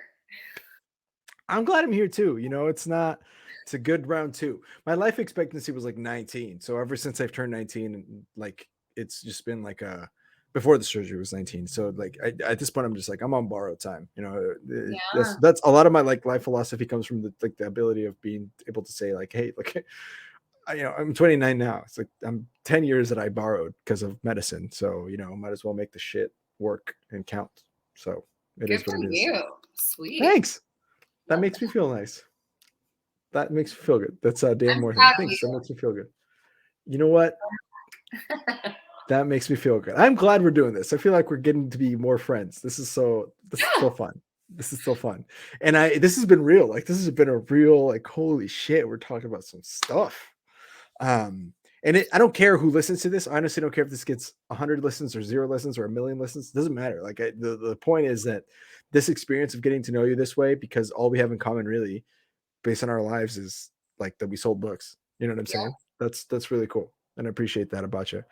Can I ask you a question that's maybe personal? You don't have to answer it, but yeah. If you can't tell by now, I'm an open book. Yeah. Yeah, that we have that also in common, I suppose. What I don't know if you plan on being a mom or not, or if it's in the cards for you or not, but if you like, what have you learned about whether the moms that you met in the summer or through your mom or Lisa or what was her name? The host mom that was with you? Angie. What have you learned about being a mom? Or like, what, you know, if I better question is if you could go back to maybe 16-year-old Amberlee, excuse me, and say, hey, here's what we know now. What would you say? So actually the reason I sold books was because I wanted to be a really great mom. That's so cool. I remember I was super cold and Amber made me write I'm not selling books to sell books. I'm selling books because, and it turned out like I was so closed off at first. It was like, because, you know, I want to do something different and because I want to make an impact. But the reason I want to do something different is because blah, blah, blah. And it turned out because I didn't want to be like my mom. I don't want to be a mom like my mom. And now, ironically, so it was like my huge motivation behind selling books was I want to be a great mom someday. I want to be a great wife someday. And, you know, yada, yada. Now, the older I get, the less I want children. Honestly, because I have such an awesome, healthy, amazing marriage that the longer we're together, the less I think we want children. It's just like, we've got a really good thing going here. Like, why would we fuck this up with kids? You know? Right, babe? Huh? He just walked in. God, he looks good. Maybe I will want kids eventually. Definitely not right now. There's just a lot we want to do and a lot we want to accomplish. But what I learned is that if and when I am a mom one day, so again, whenever, it's a hard question. I'll say this. Whenever I lost my mom, I never felt God closer. I literally felt God hug me, and I heard him say, literally heard it. I heard him say, Like it's over. Like the curse is over. Like it's done. Like as in the generational curse of single moms that are addicted to drugs and alcohol that have single daughters, which was my legacy, right? It's done. It's finished. Like you get to create the future now. Like it was almost like God took my mom, which I would never, ever, like I want my mom back every day. Like it's not, I would never want my mom to be taken in this way. But I think, again, the reason God took my mom, or whether it was God, whether it was the universe, I don't freaking know right now, but it was just to end a generational curse. It was to say, okay, like things are different. Like you're free from that. Like I'm like deleting this.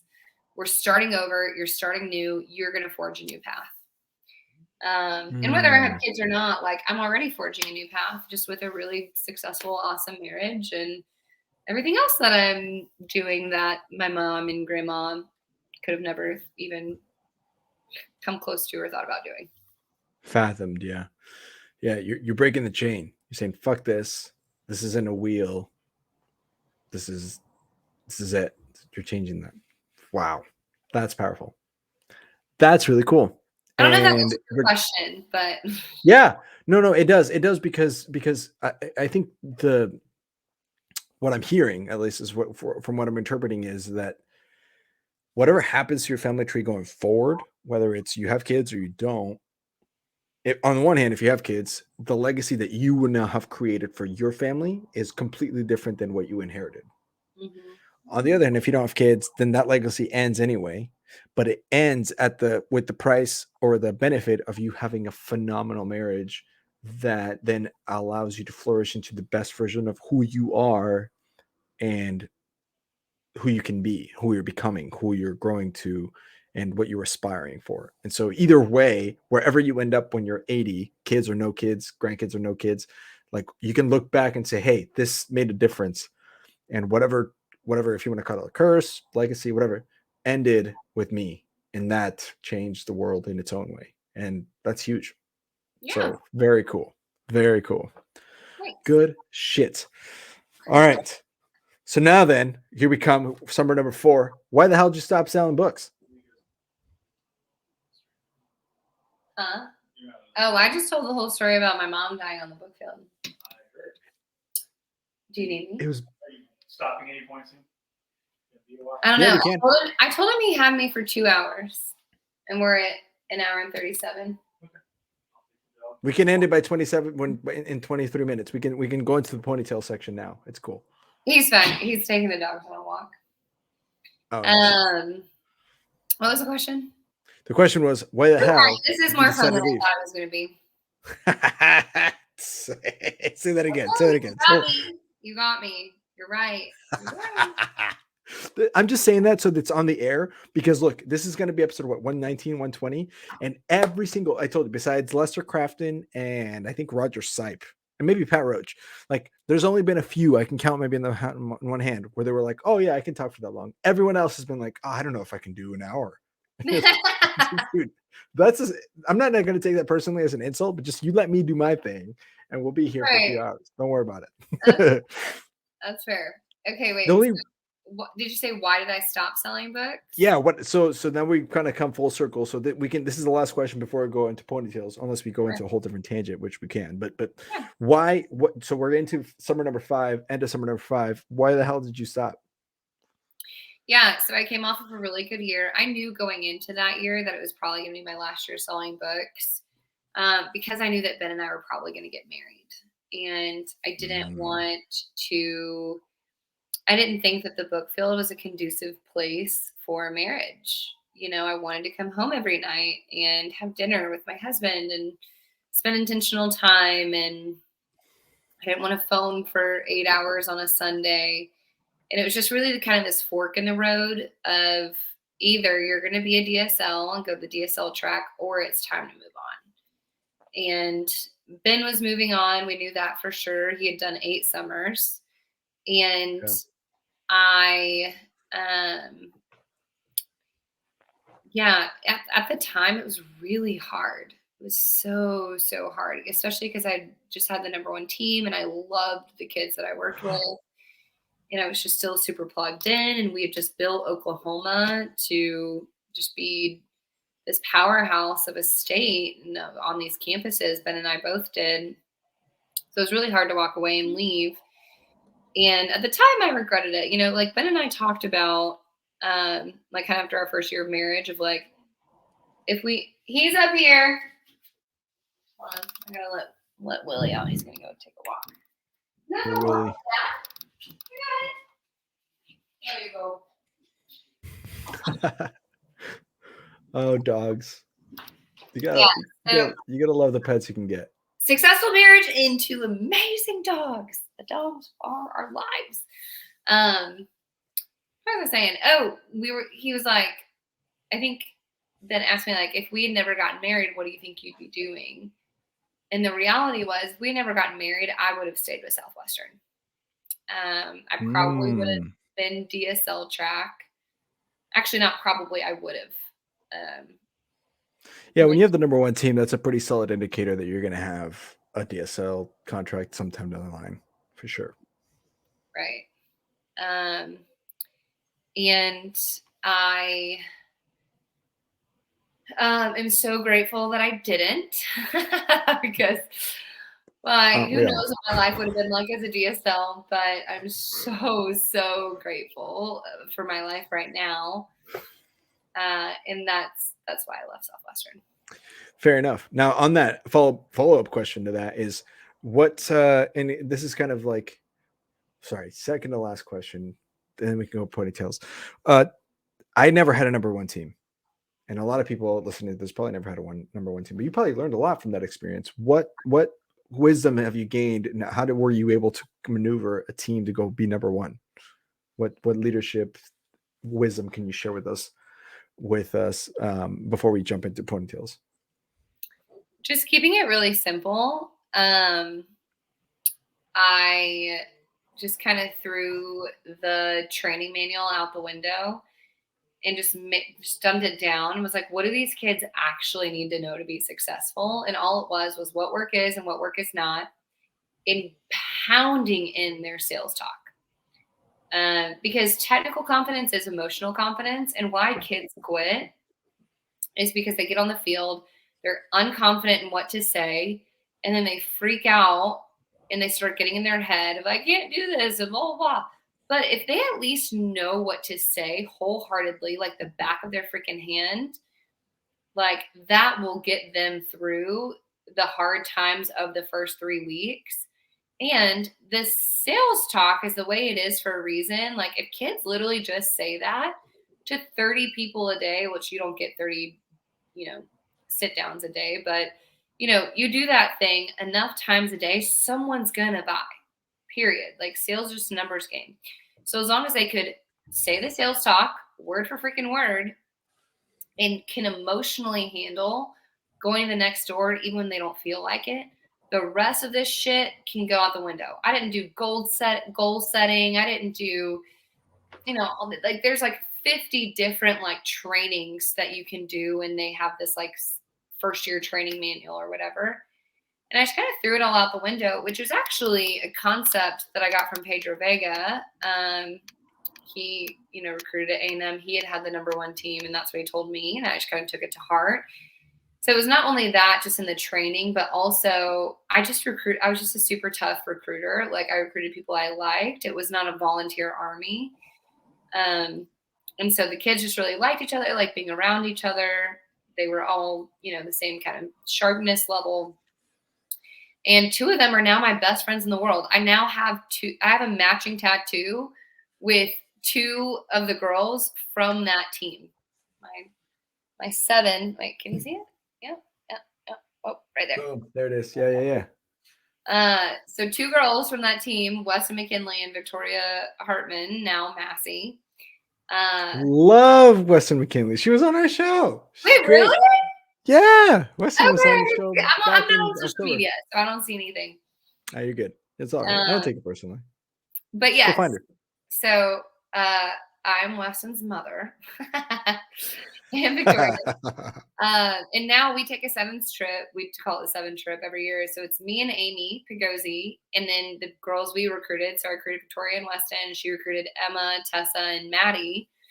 And we go on a trip every single year. We've got a matching tattoo. Like, we're just girl gang, But so just super grateful that I did come back that 5th summer after the 4th summer, which was the worst summer of my fucking life. Oh my God, it was horrible. It was terrible. I was so off schedule, just mourning my mom for the first time in a year. Like, it was just terrible. Rough. But I came back and brought that team, and yeah, so grateful for it. Amazing. All right. Well, cheers to you. Now, here's the thing. Thank you for that wisdom. That's like an advanced sales tape in like 10 minutes. So that's pretty amazing. This is where people can really get value out of this if they're selling books right now. It's like, you should listen to this kind of shit, because this is like the stuff that you don't really hear from other people. So thank you for sharing all that. I'm learning a lot here. Is that the last bit of your tequila? And Mm-hmm. all right, I got a last bit of rum. So before we go into ponytails, let me talk about our partners one more time, and then we'll drink this, and then we'll like tell some couple. It could be one, it could be 5. Your call as how many stories you want to tell. It could be the most impactful stories. For people who don't know, and this is your first episode, ponytails is when people tell like their craziest stories, the funniest stories, crazy sizzler stories, stuff they're about. It could be like inspirational stories. I almost quit, but I didn't because of this. Whatever. It's always our guest's choice, and Amberlee is going to tell us hers. Now, as we get into that, a couple of things and shout outs.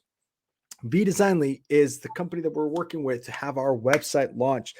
If you are a business owner, you need to have a solid website. It's 2022. Get your shit together, right? So reach out to us. VDisain are a group of alumni in Estonia. They're going to charge you a lot less than it's going to cost you in American dollars to get your website run in. And on that note, launching on Thursday is going to be our store. So you guys can go online. More products are going to be released throughout the summer as we go along. There's already a couple things you can go pick up. So go to theponytailspodcast.com, click on the merch tab, and you can go get some cool merchandise. If you see something specific, that's going to be for our stable members, which are going to be our paid fans, and you can go pick. If you like have something specific that you want to have the logo on it, and maybe your name or whatever, maybe your organization, reach out to us on that. But VDisain are the guys that are helping us make it happen. Second shout out to EnLight.Energy. Julio Hernandez was a DSM in the middle 2000s, and now he's currently running a solar company, and they are doing to the solar industry what Pat Roach did to the real estate industry, which means they're crushing it. Nick Taverdi works with them, and he's making enough money that I probably should even pay him through here. I'm just kidding. He's doing a great job here, so I still pay him. But on that note, one sale every other week with EnLight.Energy, and you're going to make 6 figures. So pretty easy. Let us know if you're interested in learning a little bit more about the solar gig, because of course right now it's booming. So if you want to reach out to us, we'll get you in touch with EnLight.Energy. Alex Black was on the show, shared a little bit about that experience. They're awesome. I've worked with them before. So cool. Love Julio. He's such an amazing leader as well. So make sure you reach out to us. And last but not least, one more time, a shout out to Cardinal. We are enjoying our partnership with them quite a bit. I'm sure it's a mutual feeling, but big shout out to Greta Huerta, who has been able to take advantage of the flexibility of the schedule that they have based on the availability of the clients. It's not based on the availability of the clients, it's based on your availability to your clients. 2 weeks ago, she went to like Mexico for like 9 days, and they came back and made like 14 grand or something like that. So it's kind of crazy, but she's really crushing it. Love her to death. She's got you, girl. She's got you. And we love you, Greta. Love you guys at Cardinal. Make sure you reach out to us for that $500 bonus if you or yourself or somebody you know is interested in learning more information about them and joining their team and how you can become successful with them. Again, different strokes for different folks, but that's a pretty solid company to land at as a book person, or even if you didn't sell books, you could still kind of see and learn more about them. So on that note, got a last bit of rum here. I think that's a gulp's worth.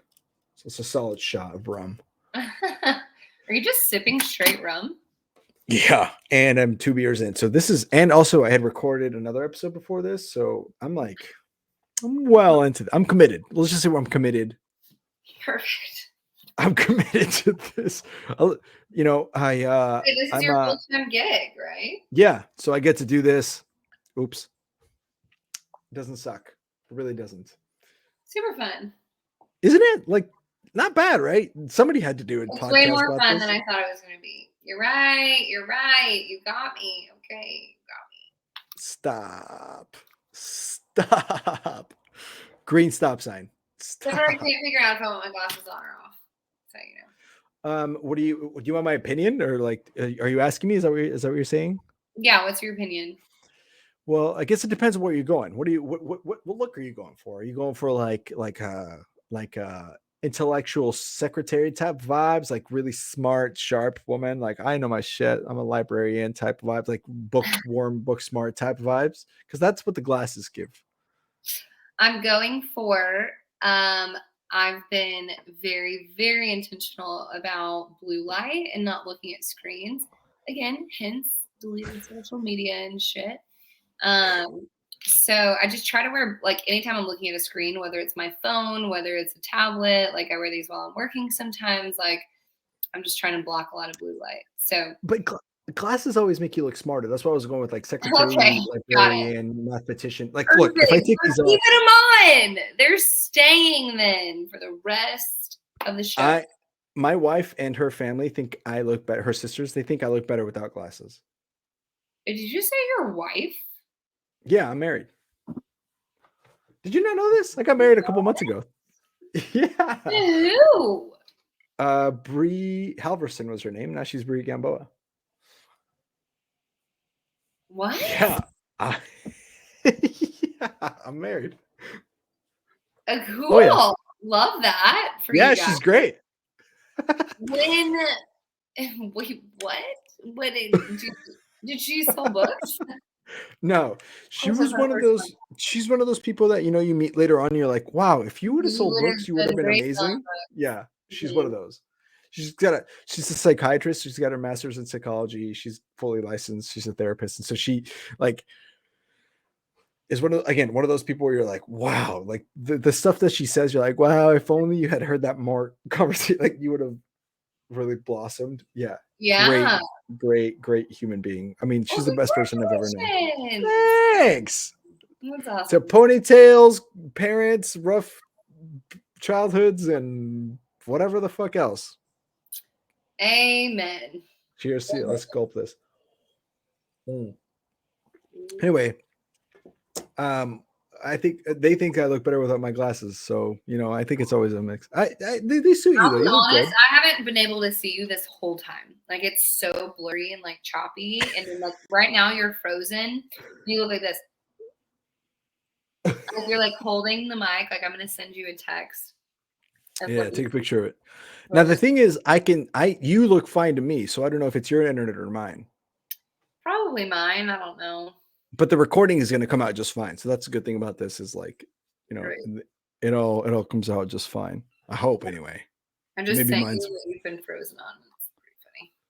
good. Let me see what I got. Well, actually, we could probably share this if we want to. See, this is a good thing because we can just bullshit for a little bit. All right, here we go. Oh, that's embarrassing. That's All right. literally what you're frozen on. I hope it's not. Oh, damn. All right, well, let's see what happens. I'll share this. Whatever, I don't care. One of the biggest lessons I've learned about this, if you want to know through this podcast of like, interviewing all sorts of different people, is don't take yourself too seriously. There it is. Look at me. Wow. It doesn't matter if I have glasses on or off. I look like this. Great. Am I still frozen? No, you're not frozen anymore, but you're just so super blurry. It's kind of weird because I'm really clear and you're really blurry. And so I'm like, I feel like I'm like looking at myself instead of you. So I don't want to be like talking to myself. Anyways. No, I mean, you look pretty clear on my end. So I hope it's not. Probably just my internet. It's fine. We just moved into a new house. So I wonder if I go downstairs if it'll be better. But I mean, at this point, might as well just stay here. Ride. Let it ride. Let it ride. All right. So time for some ponytails. What do you got? Is it one story, two stories? What do you have for us? Okay. I only have one funny story that I can remember from my entire time selling books. All right. So in that case, go into as much detail as you prefer. I mean, it's your call. But I've got like a pony story, which is like my last week of my last summer. Yeah, you hit more. Yeah. Okay. I'll start with that one and then I'll tell my funny one. Yeah, tell us that. So this is the week you hit more, right? And for everybody, there you go on the Yes. screen. So the only time I've ever hit more in my entire career, which I always sold a lot of books, like, which is crazy because, like, let's be real. Like, okay, so I was the number 2 in the U.S. The only person who beat me was Dillon that summer of 2017. He was number 1 in the U.S. I was number 2 in the U.S.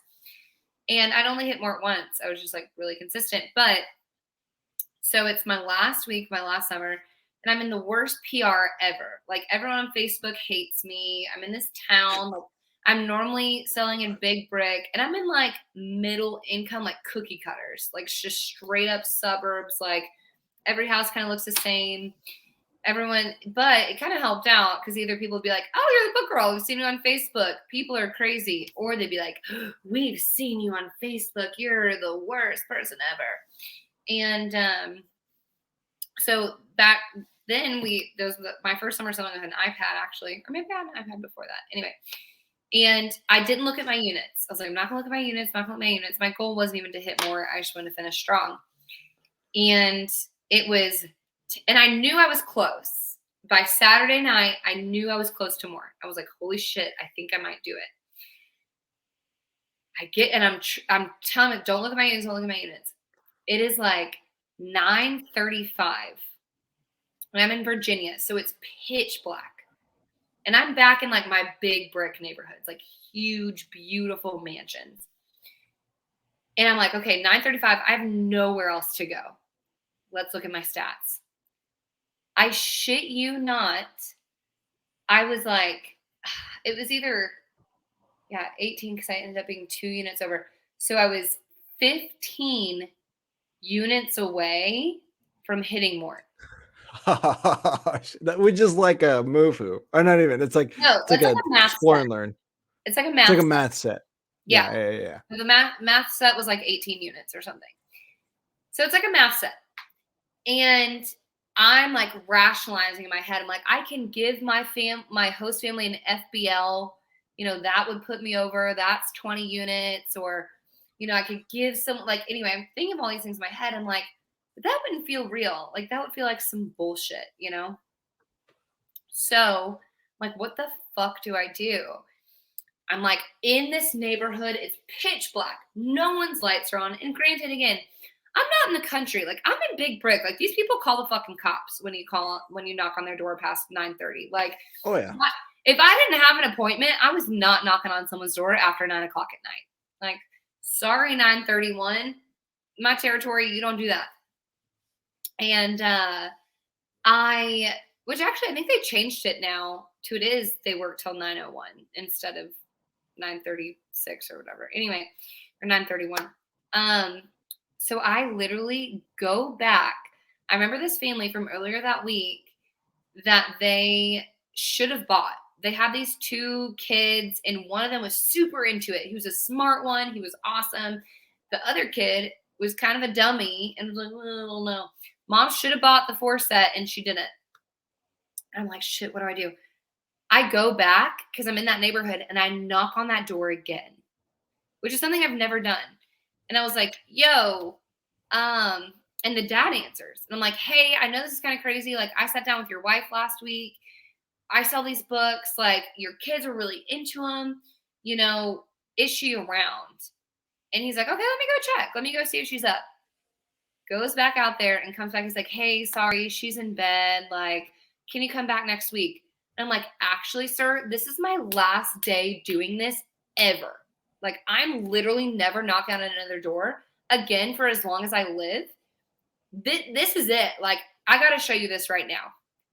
And he's like, okay, let me grab a kiddo. Guess which son is awake? Are you there? Your screen's black.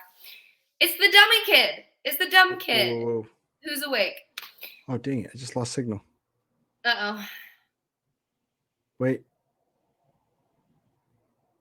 Whoa. Can you hear me? Uh-huh. I can hear you, but I can't see you. I can't hear you. What's happened? What? 1 second. I guess we don't need my my story. The heck? That's odd.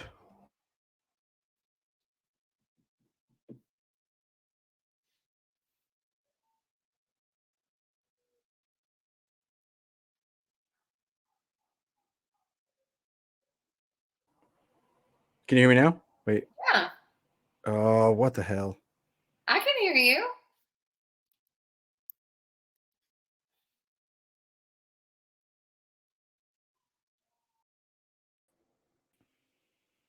Wait, how about now? I can hear you. I can't hear you for some reason. What the heck? Maybe no one needs to hear my story. What's happened? Hold on. What the world? That was so odd. This has never happened before. You can hear me though. Yeah. That is so odd. Dang. Okay. Well, tell you what. Here's that. We'll end with this story. I won't be able to hear it, but I'll just catch it at the end, and then you could finish it all off. It's all good. Perfect. Okay. So anyway, the story is It's still happening, so don't worry about it. And then you can finish the story, and then once you're done, it's all good, and then we'll call it good. Dang it, this is so annoying. I don't know what the heck happened. I don't know if my headphones. you know died. what's No, my headphones. crazy is you're actually clear to me now. It's so Wait. weird you can't hear me. It sounds like you're muted. I'm not muted. I know. So what's happening is the recording is still it's gonna catch both. So people will still be able to hear you when we hear that. So just it's all good. Finish the story. Once you're done, I'll just close it off and we're good. It's all good. Okay. It'll be because this is the Anyway. Brooklyn way of doing it. No worries. I knock on this guy's door and it's the dad, whatever, and he brings the dumb kid out. And the kid is like not really into it the whole time. And the dad, I'm just doing the demo. Long story short, we get to the end of it. I close him on the math set. He buys the fucking math set, which puts me over to like 1,002 units. And I literally stand up and I scream and I'm so excited. And I'm playing it cool the whole time, like getting his bank account info, whatever. Finally, like I'd send it and I like hug him like, this was the best week of my entire 5-year career doing this crazy fucking job. Like, this is the best week ever. Like, you're my last family ever. This is like such a cool way to end it. Like, freaked out, so excited. Went, got drunk that night. It was great. Now, I will tell the story really quick. You have no idea what I'm saying, which is hilarious. But, because you can't even, like, laugh or react. So, my second summer, because this is my funny story. So, my second summer, I had this dog. I'm kind of drunk now. I sat down with this family. I'm sitting down with this mom. And she's, like, kind of with it, whatever. And her, like, 2-year-old is running around the backyard. And I look over, and the 2-year-old is literally taking a shit on the porch. I love how you have no idea what I'm saying. And I'm like, oh my God. And I look at the mom and I'm like, hey, he is taking a shit on the porch. And she looks around and goes, oh my God, Billy, blah, blah, blah. She stands up. She goes outside to go grab a napkin or in the house. She comes back outside. And as she is walking to go pick it up, the dog walks up and eats the little kid's shit. Just eats it. It was horrifying. I had this girl following me. She was like a first year. This is my second summer. She was like, oh my God, that was horrible. I'm like, oh my God, that was horrible. And we were all just like sitting here in disbelief of how disgusting that just was. And she was like, yeah, I'm not interested. I think you should go. And I was like, you're probably right. Yeah, I gotta go. And that's the only funny story I remember of my entire Southwestern experience. Well, that was weird. Anyway, the good news is I was able to get some audio on that of the end, and I'll have to just go back and listen to this as it goes on. The best part about Ponytails podcast is that it's run by book people, so that means that we are able to work with what we got and be flexible about how it works out. So What's funny is you're actually clear for me for the first time in these whole 2 hours. Oh, you can't hear me still, can you? Nope, now I can't hear you. I can't hear you. Nope. say that again. I can't hear you.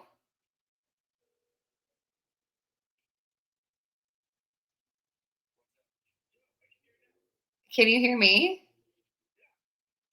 Okay, this is all frick. I think this is a good time to end. I think the universe was like, yo, you gave her or like, you said 2 hours, she said 2 hours, it's 2 hours. We're going to start shutting shit down.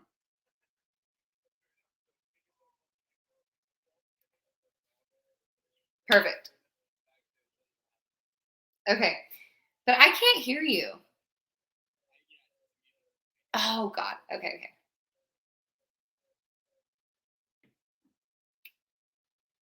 All right. Well, as far as we've learned, we've gotten to some technical difficulties where here's the thing, people are still going to be able to hear what happened. I just missed out, which is okay. You know, part of the job is just learning to deal with whatever happens. For some, 119 episodes in, this is the first time we've had like really big technical difficulties. So yeah, I'll take it. It's fine. But either way, the universe is telling us 2 hours are up, and you gave me those 2 hours very, very gracefully. I hope you have had fun. I hope that this was enjoyable for you. Good. I can see it in your face, so that's good. And so guys, thank you so much for listening in.